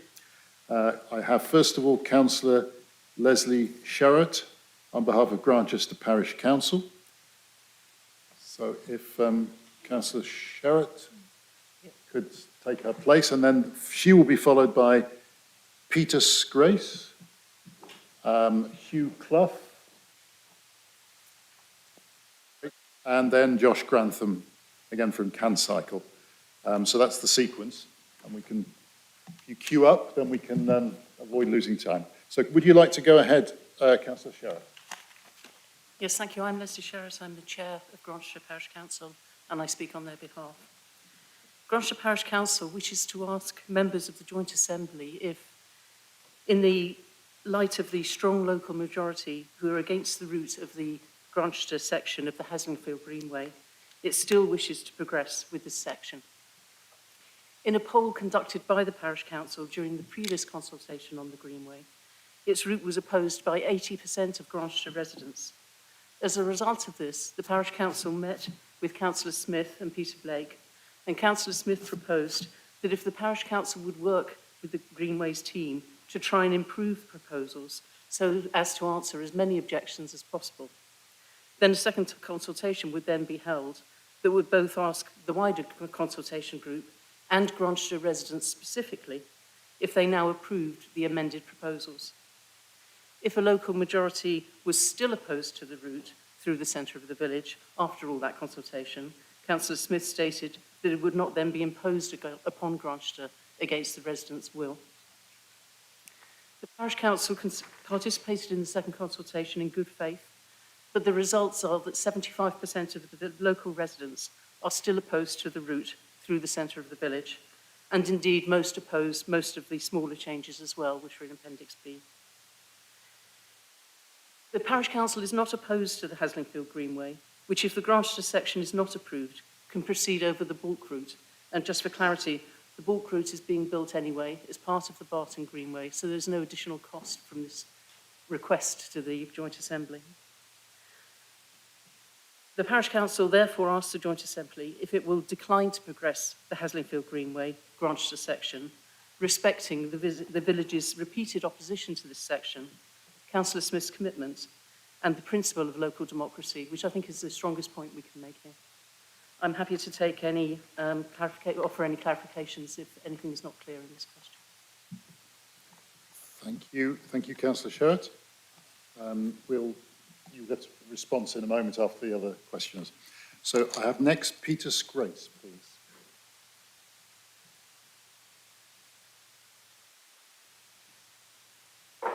You have three minutes, Peter.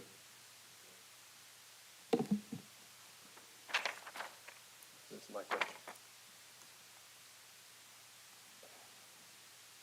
Grantchester Parish Council wishes to ask members of the Joint Assembly if, in the light of the strong local majority against the routing of the Grantchester section of the Haslingfield Greenway, it wishes to progress with this section. In a poll conducted by the Parish Council... I beg your pardon, I'm sorry. Excuse me, can I start again? Go ahead. Right. Okay, I start again. Thank you. The Joint Assembly has to make a recommendation to the Executive Board as to whether the route for the Haslingfield Greenway should pass through the village of Grantchester or whether it should bypass the village and proceed via the bulk. The Director of Transport has recommended the village route, but in doing so has not advised the Assembly on the relative cost of the two routes. The village route involves substantial expense in street furniture and in modifying the footbridge over the M11.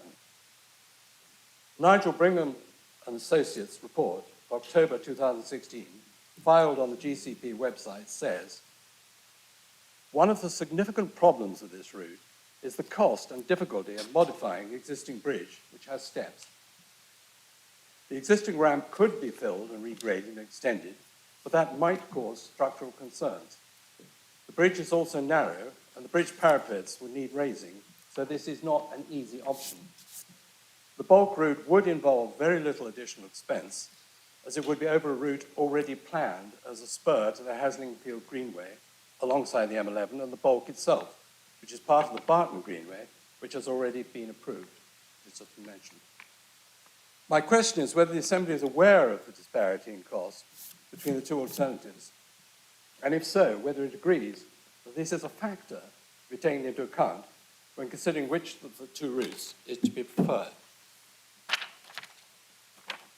Well, you can see from the documents which you have in front of you, and you've seen, that there is a close contest between the wishes of Haslingfield to go by the most direct route, which is slightly longer than the village route, but probably will take no longer and actually be safer. You have to compare this with the wishes of the people in Grantchester who do not wish the route to come through the village and who already have an adequate cycle path going through the meadows. I would suggest in the current economic climate that the cost should be brought into the balance. If the thing is fairly equally balanced, it must be brought in. The Haslingfield Greenway was given a budget of 8 million in 1980, which is probably about 10 million now due to increases. So not going through the village will save a couple of £1 million because there is no extra cost of going via the bulk. I would ask you, please, to bear those points in account. Thank you. Thank you. Thank you, Mr. Scrace. I then invite Hugh Clough to come forward.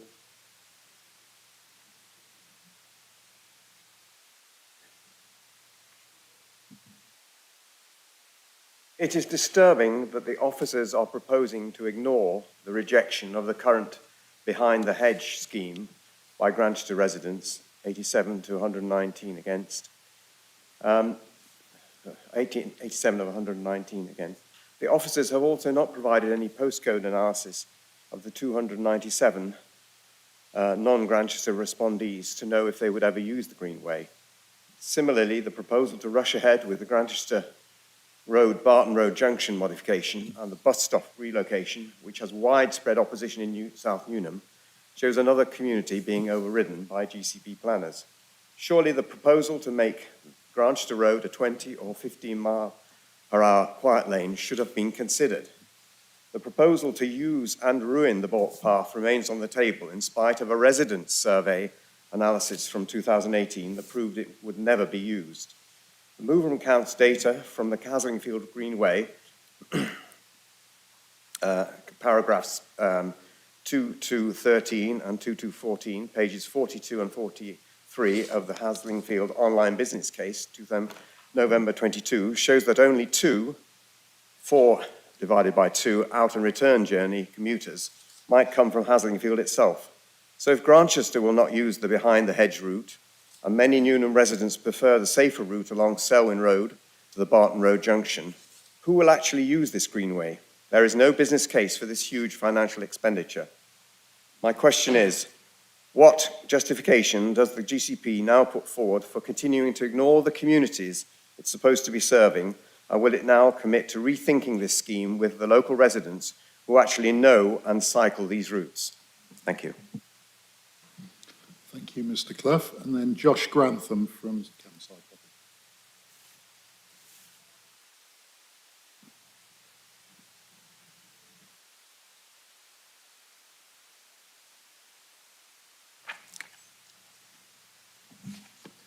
Hi. Firstly, CamCycle supports the Haslingfield Greenway through Grantchester. The route via the bulk path is indirect and isolated, and we would strongly suggest that the existing permitted route through the meadows is it's a very poor standard and very difficult. for people to actually cycle on. The Fulbourn Greenway. In July, CamCycle said that the proposals put forward for the Fulbourn Phase 1 consultation were lacking in ambition. We believe they would bring little to no improvement on the existing situation and were over-reliant on speed cushions. We called for a more comprehensive approach, including public realm improvements, reduction of on-street car parking, new planting, and to be stronger in land negotiations. It was clear to us at the time that significant changes would be required if a high-quality scheme was to be delivered. Therefore, it was deeply concerning to see such a lack of detail provided in these papers on the proposed actions following the consultation. The small number of actions listed are often no more than a minor acknowledgement or a comment or a promise to review. There is no mention of any specific stakeholder comments in either the agenda papers or the engagement summary report. Whilst there is value in analysing the themes of responses, when you only include stakeholder responses within this, they carry no more additional weighting or consideration than a single response. For example, should historic England not be given specific consideration in conservation areas?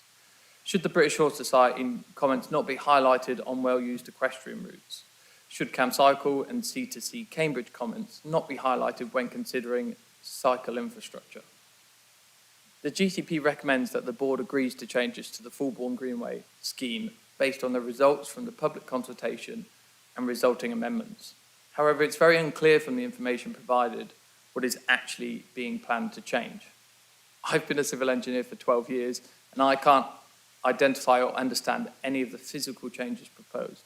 I'd question how we can expect others to do so. Do Assembly members believe that the response and next steps set out by the GCP provide enough information for board members to make informed decisions? Thank you, Josh. That's all the public questions on this item. Peter, would you like to respond to those, please? Thank you, Chair. Councillor Sherritt. Councillor Sherritt and I met Councillor Smith last week, and Councillor Smith was able to confirm my recollection of the meeting that's cited, in that she supported a second consultation, but she didn't support a veto for Grantchester residents or indeed any of the residents group. The paper details the benefits of the route through Grantchester. It's more direct, and it allows us to make the M11 step 3, thereby greatly improving accessibility for all users. The paper does acknowledge, clearly acknowledges, the opposition from within Grantchester. We agreed to present that information, and we have. But the paper also acknowledges the strong support for the scheme following the consultation. In terms of Peter Scrace's question, the bulk path's it's not an alternative. You have already considered, the board has already agreed the bulk path going forward as part of the Barton Greenway. Today's paper focuses on Grantchester. Hugh Clough's question, the paper doesn't ignore local communities. The paper accurately reports the response of a public consultation. It outlines the benefits of the route through Grantchester. Postcode analysis is included. It's included as part of the consultation report. The works that are cited on Grantchester Road at Barton Junction have not yet commenced, and they've changed following consultation with local communities, and that consultation will continue. So we've undertaken an extensive amount of consultation and engagement on this scheme, including site walkovers, meeting with Parish Council regarding updated designs, and that will continue, and that liaison will continue if the decision is taken to proceed with this scheme. In terms of Josh Grantham's question, so this report follows, I think it's the penultimate Greenways report. It follows the previous format. Actually, the format was changed following feedback from the Joint Assembly. We're not selective in terms of which group said what, in terms of the public consultation that is captured and that is accurately portrayed as part of our decision making. We've given in the paper outlines feedback and changes or not changes in terms of next steps. This is not the final report that the Assembly or the Board will receive. They will receive an update of a full business case, final detailed design, and all of the changes that we outlined today we'll be reporting on at that point. So there's a very clear line of transparency in terms of a final decision.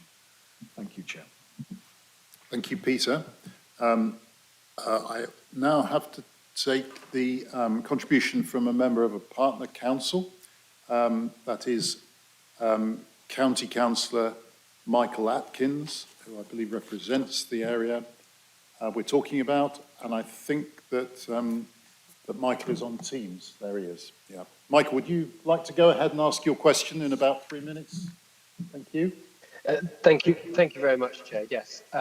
Apologies for not being with you in person. I'm tackling some illness issues in the family today. On the Haslingfield Greenway, I want to speak particularly to the Grantchester section, as you might expect. So this is 212 at item 8 in your pack. You will have seen there, and heard indeed, there continues to be overwhelming local opposition, which is, in my experience, unusual for these programmes, and I think we should reflect a little on why it's generated that level of opposition. Grantchester is, as I'm sure you're aware, a very historic village. The roads are narrow and winding, and already, in my eyes, struggle to accommodate the level of car and bike movements there at present. And I think the key question, therefore, is whether can this village be made safe for a significant increase in cycle movements, which must be what we're hoping for as a result of this, at peak times, or if actually the off-road option by the Barton Greenway and the Bolt Path should be preferred, and indeed we've heard about the kind of significant potential financial savings. You can see, and you'll be aware from previous papers, that officers have tried several times to square this particular circle, and clearly they haven't succeeded, and I don't mean that as a criticism, but as a statement of fact, that we haven't succeeded in convincing residents that we've got it right yet. My personal sense, both as a keen cyclist and as local member for the area, is that the off-road route will probably suit everyone pretty well, if not better. But I would appreciate further debate and discussion in the Assembly of the trade-offs involved in this section of the route.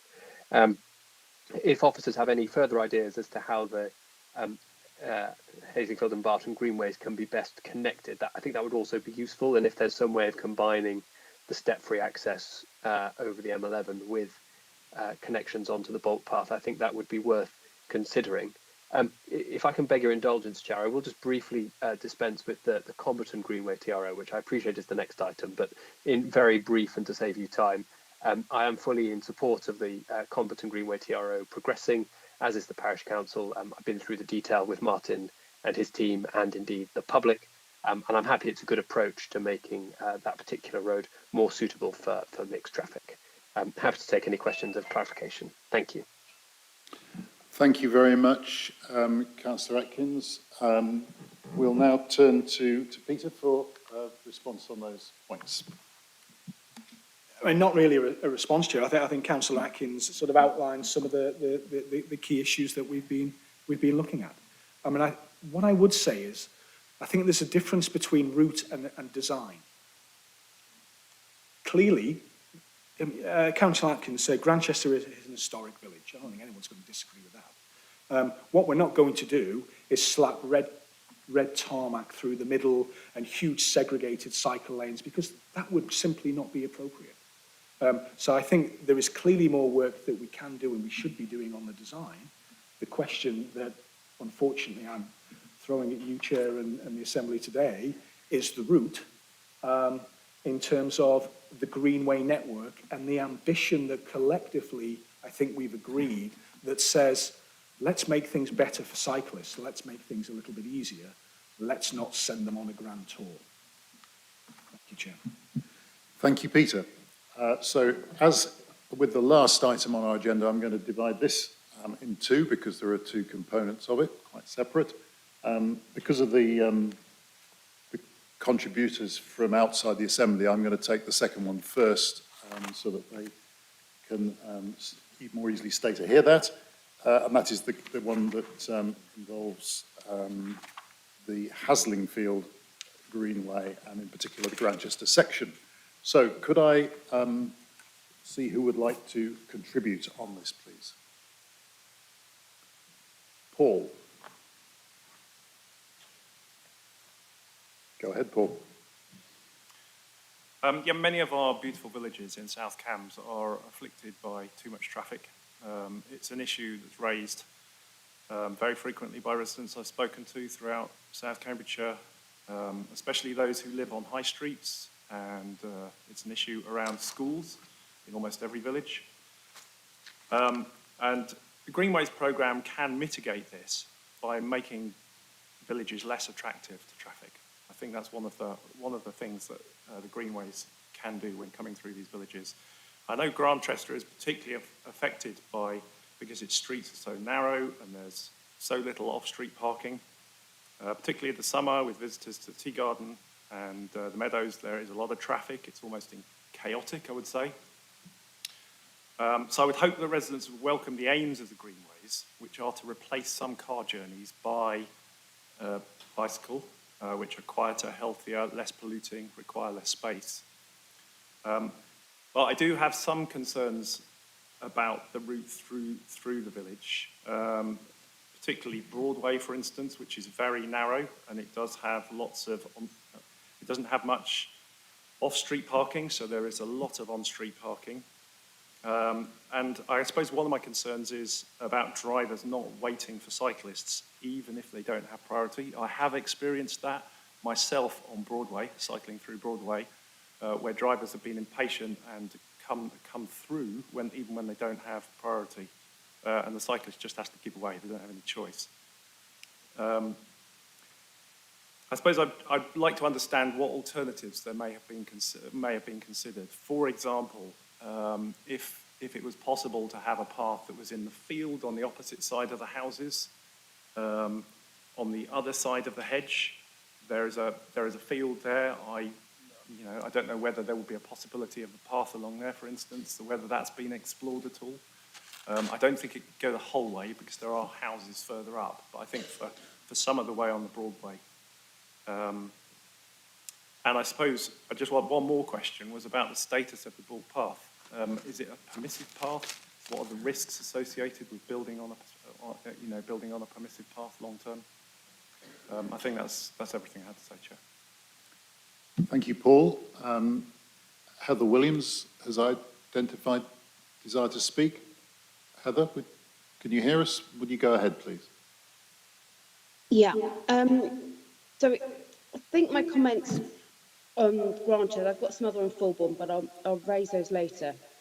In relation to Grantchester, I am uncomfortable with what we've heard in relation to the parish council believing there's an agreement in place, and for whatever reason, and I appreciate that Mr. Blake has given us a reason for that, but it makes me very worried that either the GCP was not clear or there has been this breakdown.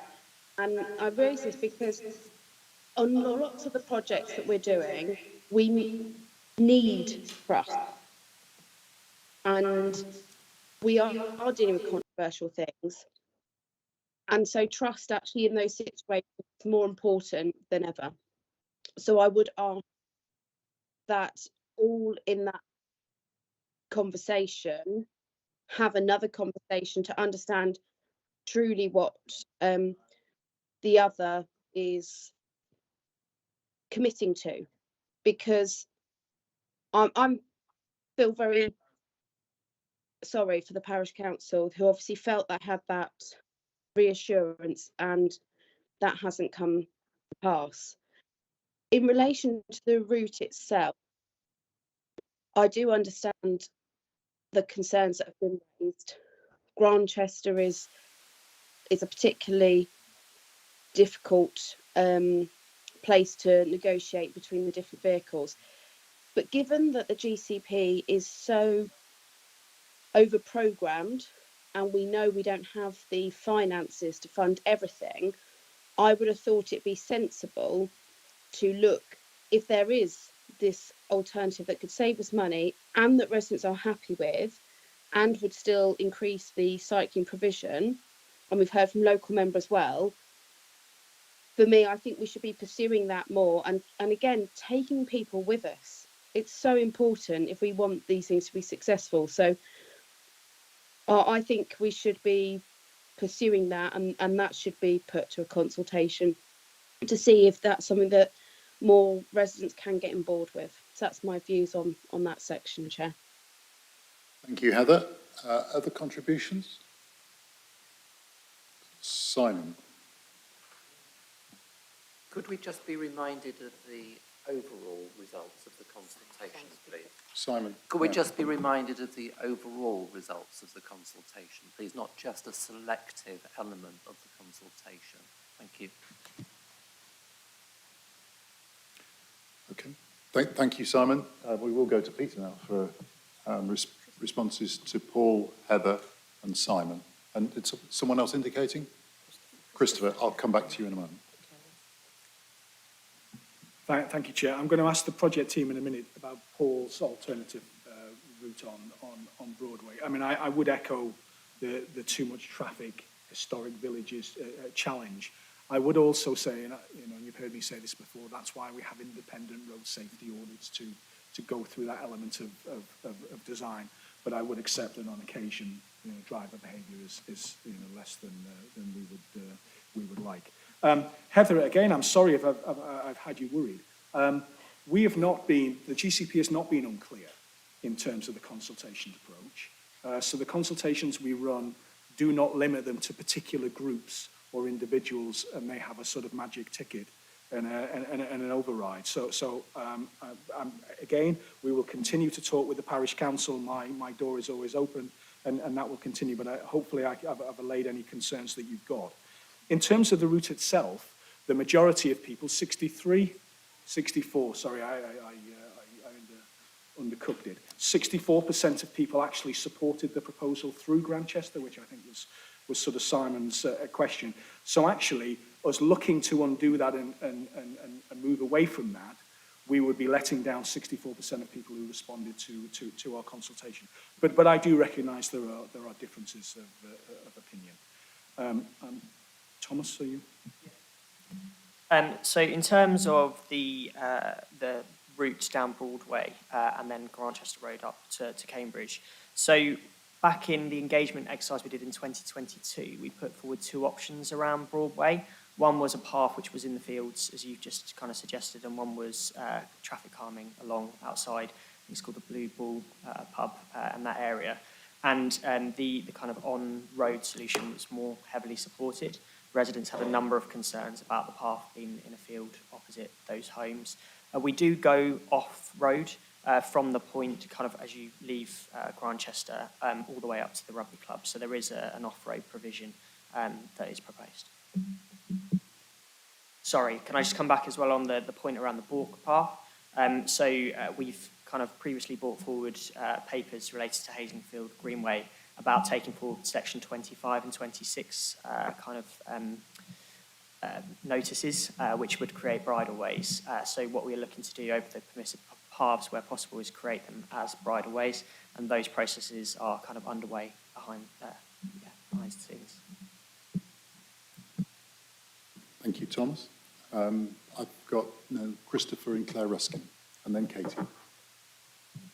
Thank you. Mine largely answered by the questions there. It was really useful to have the input from Grantchester. We have to be mindful these things are for a much larger audience than just a local popularity. But I fully accept the concerns that they have. I know Grantchester is a village well, and I think that is well recognised, but good also to understand the results of the wider consultation to get that route. So I remain a little bit concerned and look forward to seeing the next stage before any final decisions are made, because I do recognise there's challenges through that village. Thank you. Thanks, Christopher. Claire Ruskin. In answer to some of our public questions, yes, we should obviously take account of costs and local views.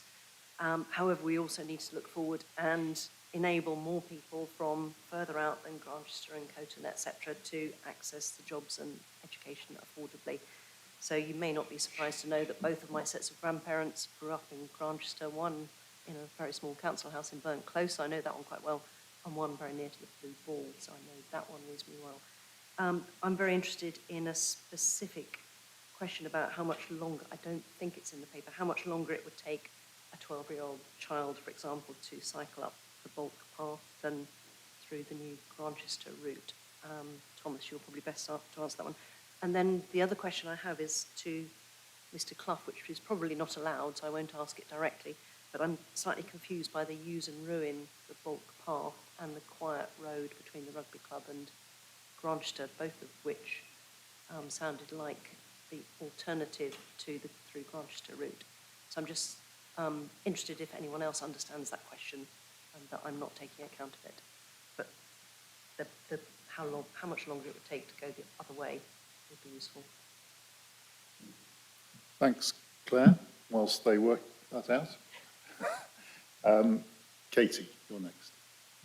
I think Grantchester and Haslingfield are sort of destination villages for people visiting the great pubs there. I think from experience where greenways are provided, there's a lot, more people use them to get to our close rural villages. Are there businesses in the villages provided with any information or opportunities about grants to improve the cycle parking at the pubs? Because, I mean, in Cambridge we have an issue about not enough cycle parking at pubs, and would we be able to help the local rural businesses by at least providing them information about standards and ideally grants to help improve cycle parking? Personally speaking, that's a very good question. I've had that very problem in Grantchester. But let's turn to Peter for the responses to Christopher, Claire and Kate. Thank you, Chair. Again, I'm going to look to the team on the how much longer question. So Christopher, you're absolutely right. That's the balance that we've got about sort of local and sort of wider benefit. And it's a difficult one.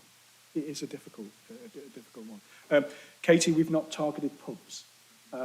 Let me, I need to put that on record. We haven't targeted pubs. Let me take that away as an action to reflect. You're going to do some side I'm not committing to targeting pubs one way or the other, but we'll take that away and reflect on it.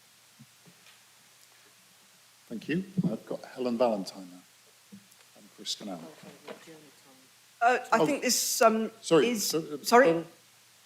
We've got a bit more of an answer coming. This was about the journey time going through at the Bulk Path. I'm going to be disappointing a little bit with this one. We think it's roughly a mile, but we'll take it away and give a more specific answer.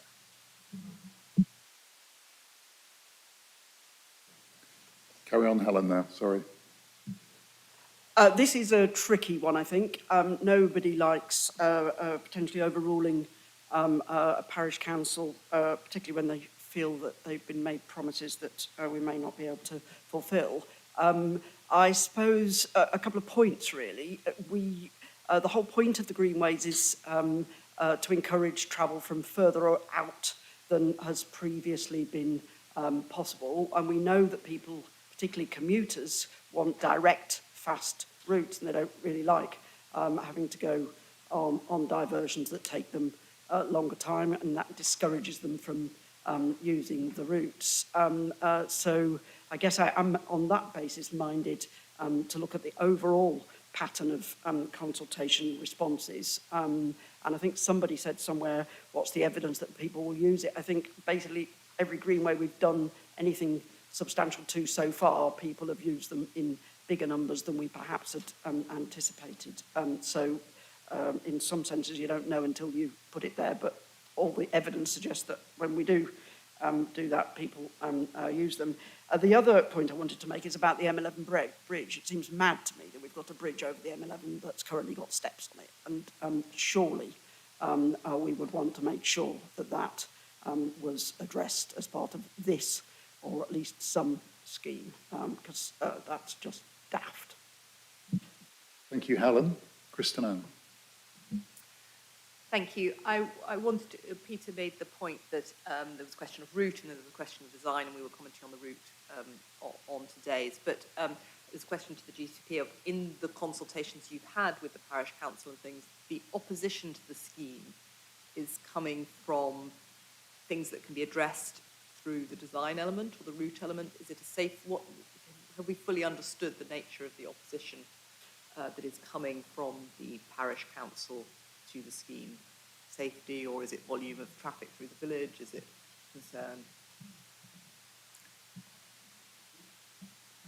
thank you. Any other contributions? Peter? Thomas?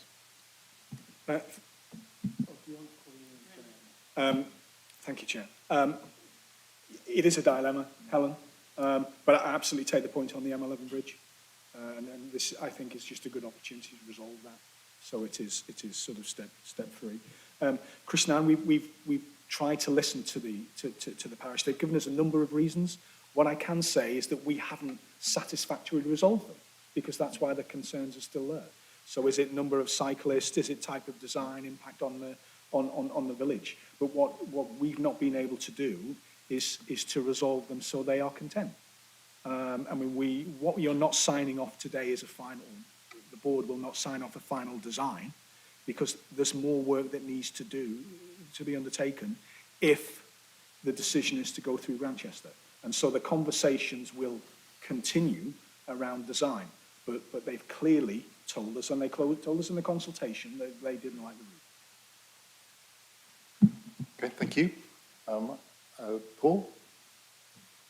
Yeah, I just think we do need to consider that, if the bulk path route is a mile longer, how many cyclists will actually take the direct route through Grantchester anyway, whether there is any intervention or not.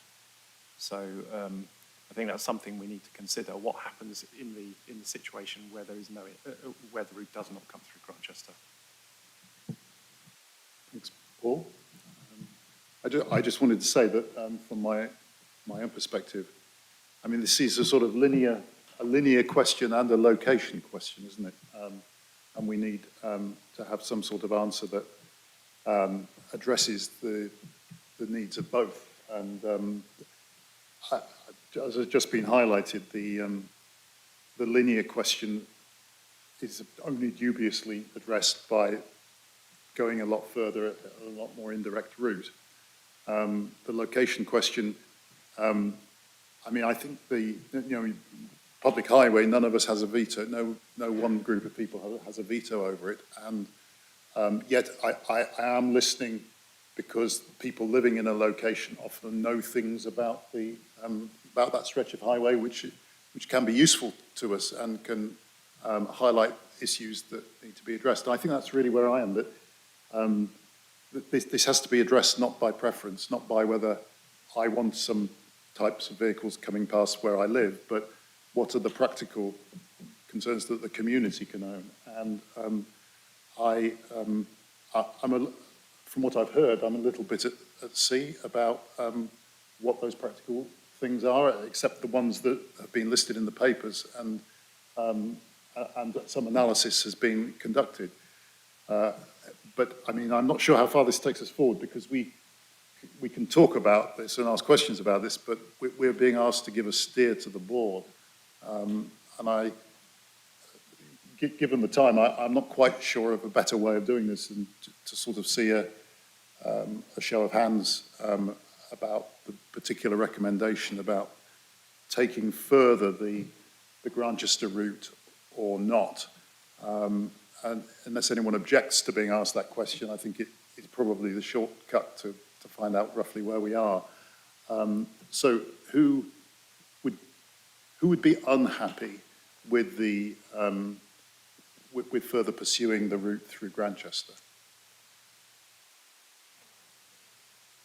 I'm just asking for indications at the moment, Claire. Heather online, okay. I don't see anyone else. And would I be right in assuming then that the rest of the assembly would be content for the board to take a decision which took this through Grantchester, assuming that that process continues listening and addressing practical issues? A lot of nodded heads.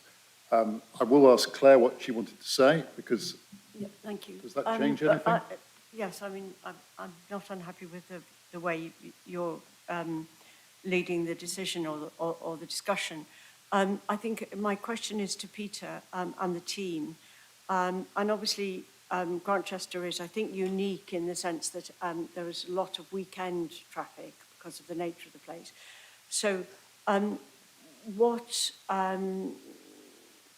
what information has been gathered about the use of current cycling use during the week and at the weekend.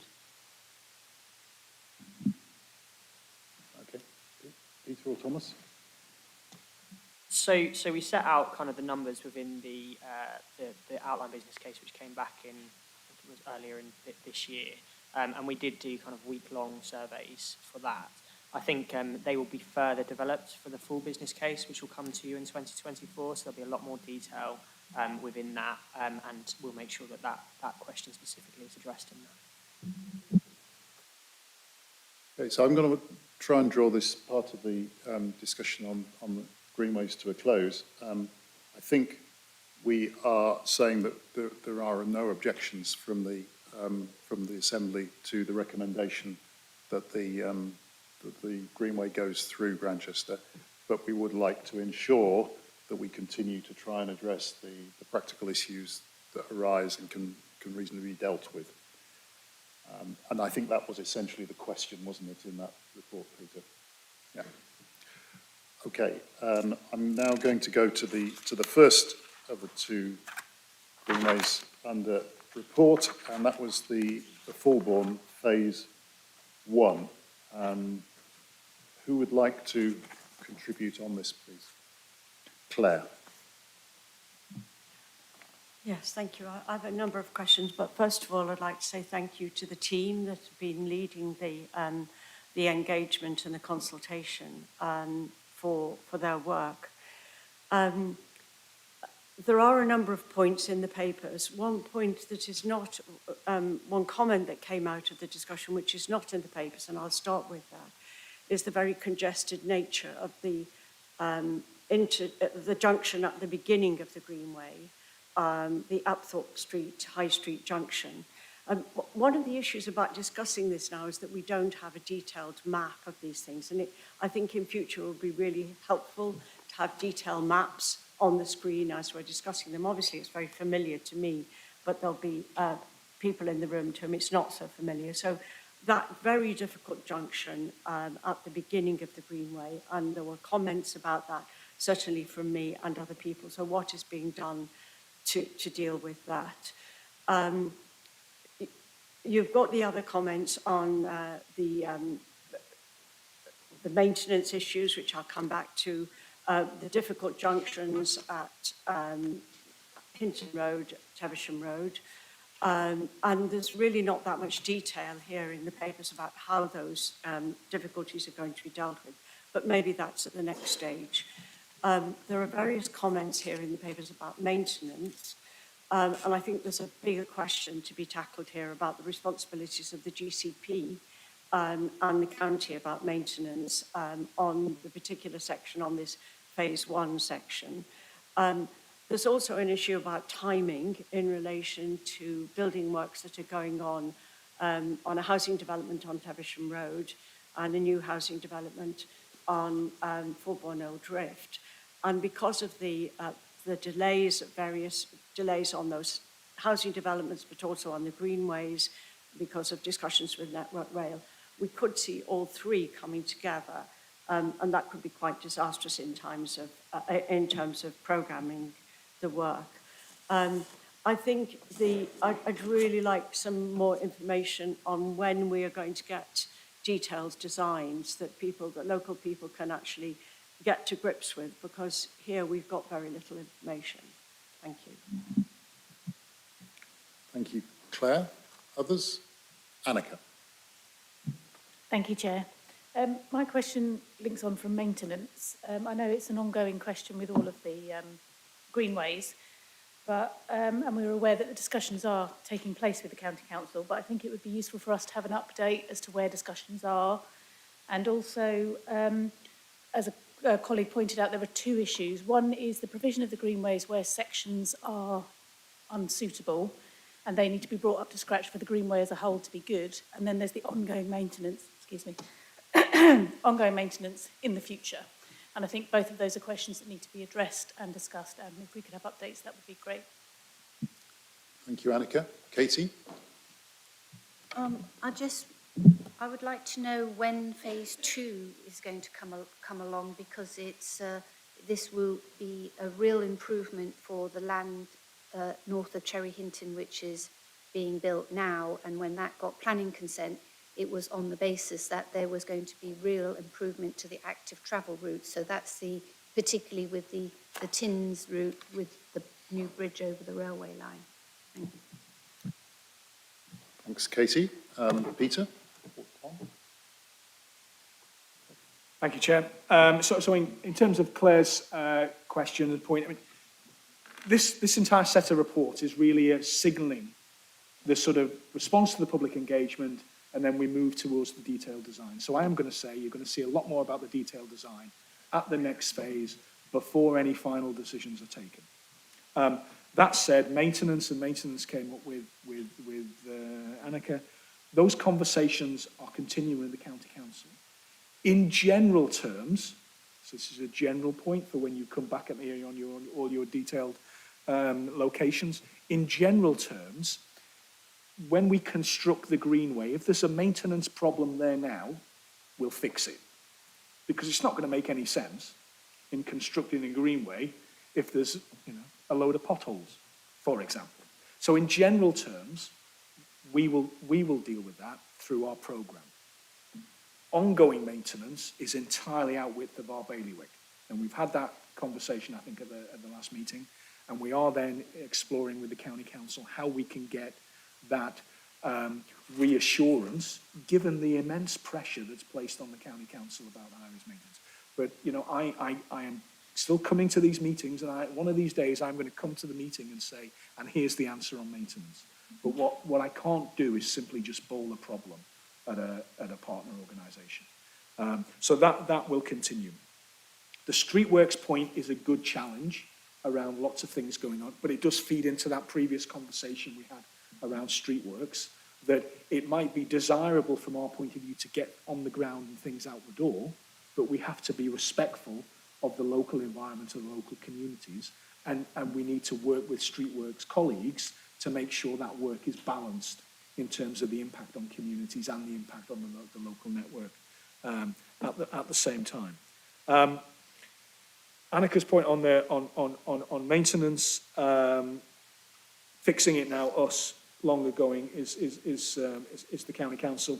Phase 2, Katie, so this is broken into phases linked to Network Rail and the interaction with the National Rail System. We expect to be publicly engaging, we expect, or do we hope? Let's say hope on this occasion, in spring 24. So not too long, we'll be going out for the engagement, which will then produce a report that will come back and feed into your deliberations on that. Thanks, Peter. Thank you. Are you coming back on one of those? Go ahead, Claire. I want Peter to answer my question about the start of the Greenway, Upthorpe Street, because it doesn't come up in the responses. We will add it in. Okay, I've got Heather Williams would like to comment. Heather? Just in relation to Fulbourn, if my memory serves me right, I think we got funding or agreed funding like in 2016. So I think residents have waited quite a long time for this, and it's something that we have sort of agreed on. So just as soon as you can get it done, I think people are getting frustrated. It's gone on for as long as it has. So yes, when we can agree on things, it's good to get it done and quickly. Sorry, thanks, Heather. Neil. Thank you very much, Chair. Just a very brief question. I'd love to see more maps that show the correspondence of the greenways with all other connections throughout the city, even if this is pure dream at this point, but where we want to be with these. I understand you need to look at greenways and separation for delivery and that sort of thing, but where we're going is an integrated network, and I haven't seen enough of those maps. But just a comment. Thank you. Thank you, Neil. Paul? Yeah, we're being asked to agree the outline business case for the Fulbourn Greenway. I just wondered, given that we're only talking about phase 1 and not phase 2, is it possible to agree the outline business case? Is it for the whole thing, or is it phase one? I wasn't clear. Okay, so turning to the officers. I'm not sure which officer that is. Me neither. You answer that. So we've made the assumption that the whole of the Greenway is going ahead, and therefore the outline business case covers the whole of the Fulbourn Greenway, not just the first section. Thank you. And it comes back, Chair, to Heather's point about getting on with it. So we've got to balance. If something materially changes, it will clearly be reflected in the full business case, which you will have to sign off before we go to construction. Neil, we are up for contributing to an integrated plan. I will happily raise that with colleagues at the Combined Authority and the County Council, because we all need to chuck our bit into the hat.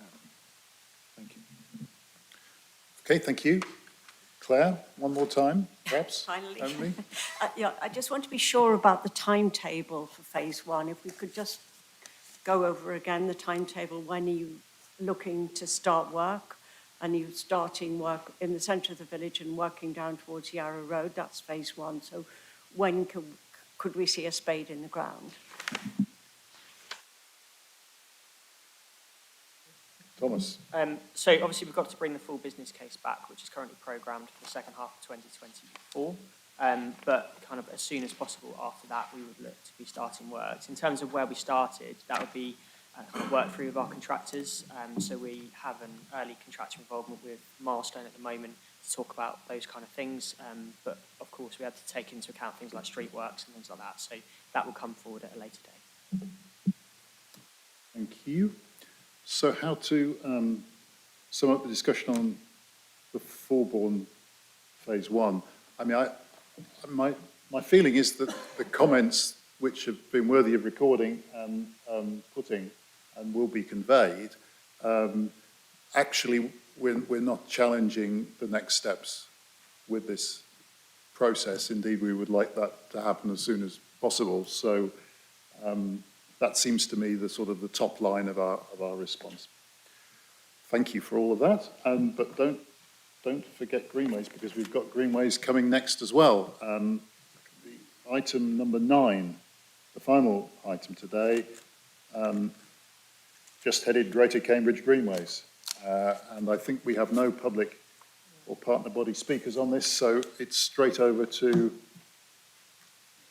Thomas to present why have we got this extra report.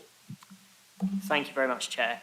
So the primary purpose of this paper is to seek approval of the overall programme business case for the Greenways, which is appended to the paper. The details of this, including the operational objectives of the Greenways, are set out in sections 2.1 to 2.7 of the report. I do, though, want to take this opportunity to highlight that in reflecting on members' feedback to be more ambitious with our targets for the Greenways, we have set out what could be achieved if we reach a mode share of cycling based on the Go Dutch model, and that's in section 3.3 of the actual business case itself. This would mean an increase of up to 120% in cycling across the network. Each specific Greenway business case as it comes forward, we'll look at that in more detail when they come to the Assembly and Board in the latter half of 2024. The paper also provides an update to the overall programme for the Greenways, which is in section 2.9. And lastly, as Councillor Atkins alluded to earlier, the paper also provides a recommendation to the Board on the next steps of the traffic regulation orders for the Comberton Greenway, which are set out in sections 2.12 to 2.21. Thank you. Thank you very much, Thomas. Who would like to contribute on this? Katie, first once. Then Danica. I think we should have a strategy or a commitment to try and link Greenways to rural village stations wherever possible. And I know Councillor Williams has referred to some rural stations not being connected by public transport. So the example that I've raised before is Horningsea, and whether that is, it starts in Horningsea village, but it's actually not very far beyond Horningsea Village to get to Waterbeach Station. And I know there's going to be a new station in time, in due course, but there will be a greenway from the existing station to the new station. So I really think that that link, if it was possible, would be hugely beneficial for the people living in Horningsea, but also from Fen Ditton. I think people would cycle or walk to Waterbeach. And I also think we ought to pick up on what Councillor Williams said and just double check the rural stations around Cambridge and how they are connected, because in enabling more of our residents around Cambridge to use the rail network would help reduce congestion in Cambridge. Thank you. Thank you, Katie. I have Annika next. Thank you, Chair. My question is about the timetable that's been set out in the document. For example, in my ward, there's the Oakington to Cottenham one, which is listed as 2024 to 25. How realistic is this? Because I know with the Oakington to Cottenham one, this was supposed to have been delivered a number of years ago, and as far as I'm aware, there were still land acquisition issues. How realistic is it is one question, and can updates be provided to local members and the parish councils so that they're aware of where these programmes are in this new timetabling? I've also got a question about vegetation clearance. Willingham has put down as a win for vegetation clearance, but obviously vegetation is continuing to grow. And is there any guidance for clearance? I'm assuming that landowners have to clear the vegetation on their land that abuts the cycleways. For example, Reynolds Rose, there's a lot of hawthorn hedges, and the waste is left on the cycleway, which then causes issues for cyclists with punctures and so on. And the same with dredging. Dredging vegetation is left on the side of the cycleways. Is there any guidance for those, and how can this be enforced to ensure that these are continuing to be able to be used properly? Thank you. Thanks, Annika. And Claire Daunton. Thank you.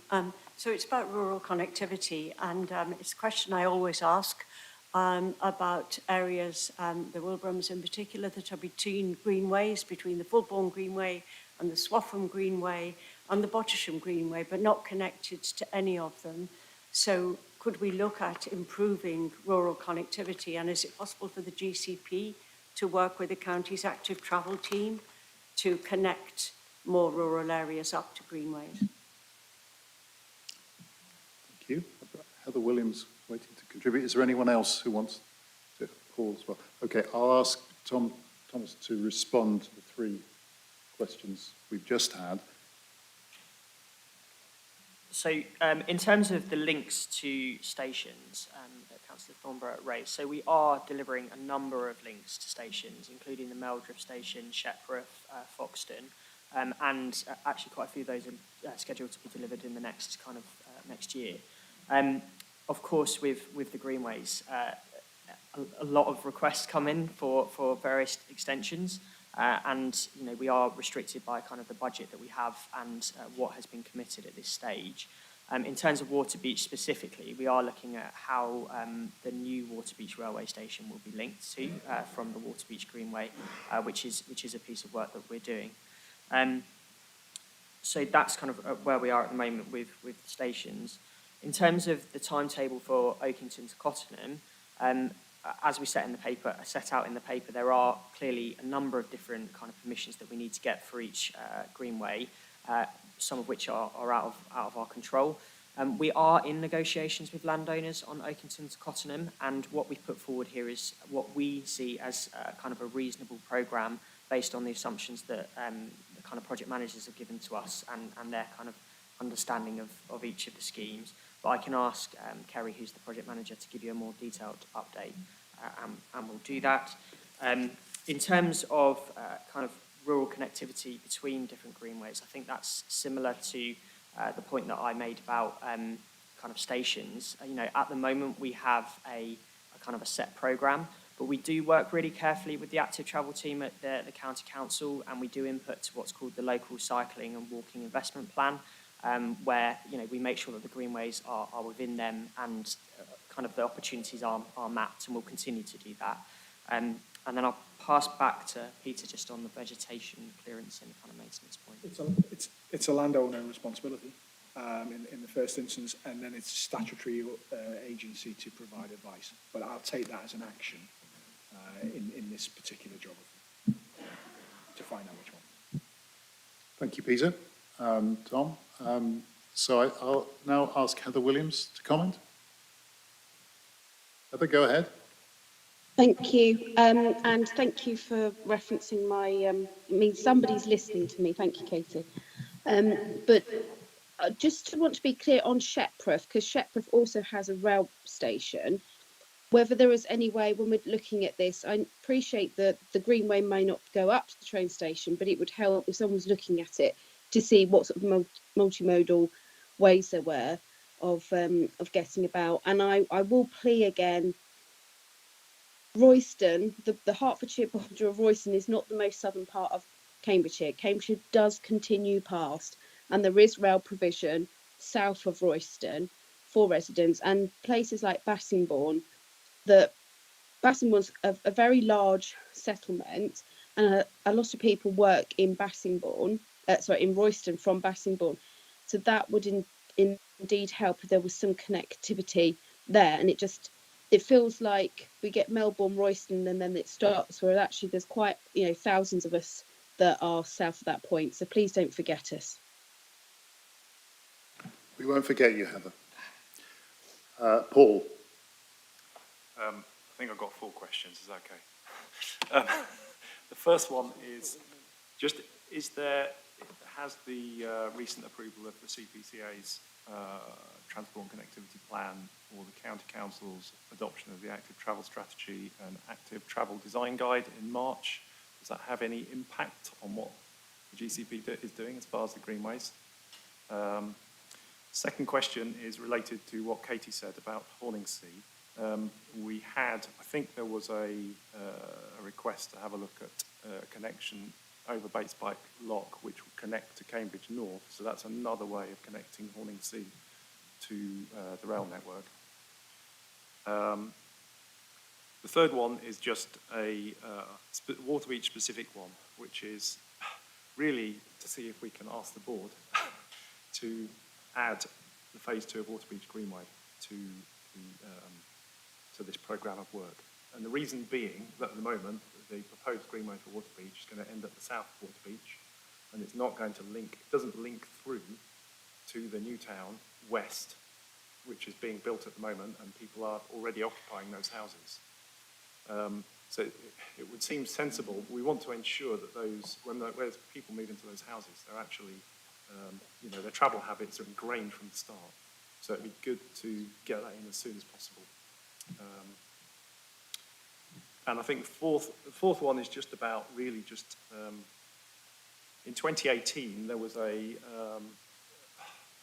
priority given to greenways, and Waterbeach and Fulbourn were at the top of the priority list. And one of the reasons for that was because of the new developments going on. Ryder Darwin at Fulbourn, Waterbeach Newtown, and they seem to have dropped to the bottom of the priority list in terms of delivery. And I'm just wondering what can be done to accelerate those two greenways, given the new developments going on. Thanks, Paul. I see no others, so I'm going to go to. I'll do this, Chair. So in terms of Heather Shepreth, we'll take that as an action, Heather, and I will get back to you on it. And you are not forgotten. So we'll make sure that's that doesn't happen. Paul, there's been no flow from the LTCP yet. It's fairly early days. I think actually the interesting point Neil was raising about an integrated map might show a few things, given a number of comments we've had. So actually, let's try and progress that. We do have an action on Bites Lock, so I will come back to you on that. Waterbeach, let me take that away, because I think there's a number of conversations I think going to be required, particularly around the development management function, which is not a GCP function. But let me take that away and speak with statutory colleagues. I'm collecting actions here. And in terms of priority order, there is no priority on greenways. You've agreed the network. We're now work simply. If it were only that simple. We are now just working through delivery of that network. The decision that you endorsed that the board supported at the last meeting around the financial investment strategy, safeguarded investment funds for the greenways. But they're tricky to deliver. Some of them are big and long. Some of them, Oakig in terms of Cottenham, is 11 different landowners. And we are having traction because most of them are supportive. It's just a physical process of getting 11 landowners to agree. Waterbeach, we've clearly had the issue in terms of the realignment, so we've had to go back a step, I think, to go forward. But it doesn't in any way mean it's not a priority. It's just a case of working it through. And certainly with Fulbourn, the interaction with the rail station, same thing with Chisholm Trail 2, the question we asked earlier on, with the rail organisations. It just means it's taking longer than we would hope. But there's absolutely not a priority. We are going to deliver the network that you've agreed. We're going to bombard you with more reports, and there'll be far more diagrams and maps and things next time you see them, because that will then be it. And then we're going to go away and start digging the bits that we haven't already started. So I think it's just a question of operationally delivering 150 kilometres of sort of largely segregated cycle route. It's a bit of a challenge, and we've just got to, some things are going to happen just a little bit quicker than others, but it's not a priority issue. Okay. Thank you, Chair. Thank you very much, Peter. So I think a lot of the comments and a lot of the actions, Peter, that have been accepted will be recorded, and we will kind of make that part of our feedback to the board. But I'm just going back to the things that the board actually will be deciding on this. And I mean, I think we're sort of we are supporting most of those, but I just wanted to make sure that you were aware that that's included implementation of the Codmerton Village traffic regulation. You remember that Councillor Atkins mentioned that after the statutory consultation, officers are recommending that we do proceed with that. And then the other traffic regulation order was the one in relation to Sidgwick Avenue on the Comberton Greenway, where through the following the response to that, officers are recommending we don't proceed with that traffic regulation order, and we do look again at what the vision is around that. So does anyone have a problem with those? Because you're about to say yes to them otherwise. It's one way of saying it, isn't it? Okay, that's good. So that's means we've looked at everything anyway. So thank you, everyone. And that actually is the last item on the agenda. And I want to say that the next meeting is on the 15th of February next year. And to wish you happy Christmas in between times. But also, and I haven't forgotten, that Helen has now arrived, as you've heard her several times through the meeting.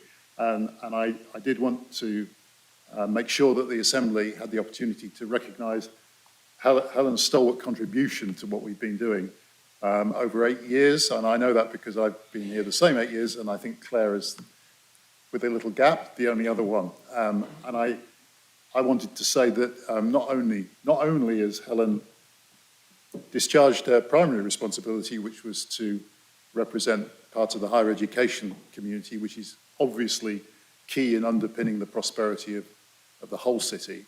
But she's also kept us honest with our purpose. And that has been necessary sometimes, I'm open enough to say.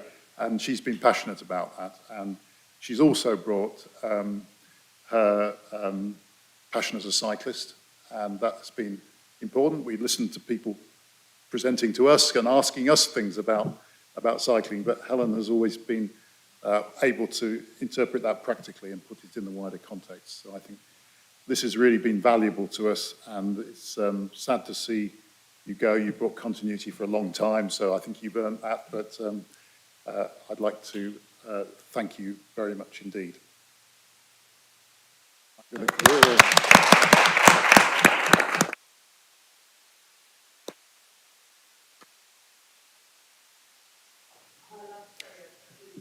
You have to. You have to. A brief word. So thank you for the thank you. And I'm not going to take very long because everyone wants to get away. So yes, I've been here since the beginning, since the celebratory dinner, I think it was, at the Vice-Chancellor's house. That was several Vice-Chancellors ago.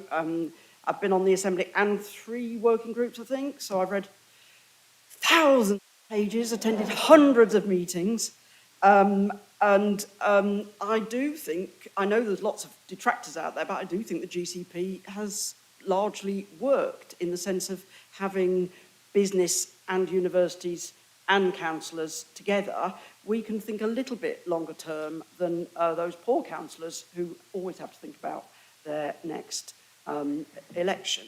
It's no secret that I was very upset, disappointed, angry even around us having to give up on the sustainable travel zone, but that doesn't, I don't think, negate all the other things that we have and will achieve, and we've been talking about some of those today. So I do feel pleased and proud to have been part of the GCP.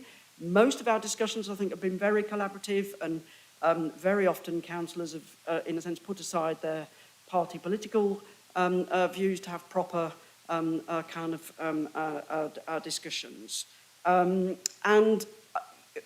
What we are doing is still, in one sense, still feels early days, doesn't it? Most of the things that we're building are still going to be in train, but collectively, I think they will make a difference to the city. I don't think they'll make probably quite as big a difference as we hoped, and I'm pretty sure that somebody, sometime, is going to have to revisit radical solutions, whether that be a congestion charge or a mass transit system or something, because there's going to have to be a step change at some point in the future. But I think we have all worked together for the betterment of our city.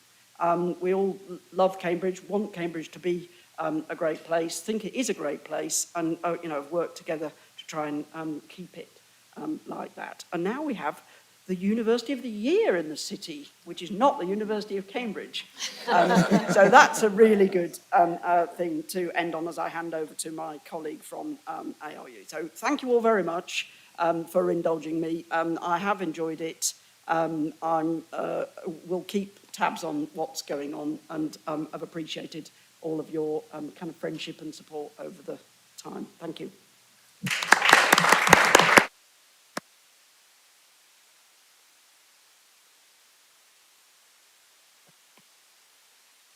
That's the end. You can go home.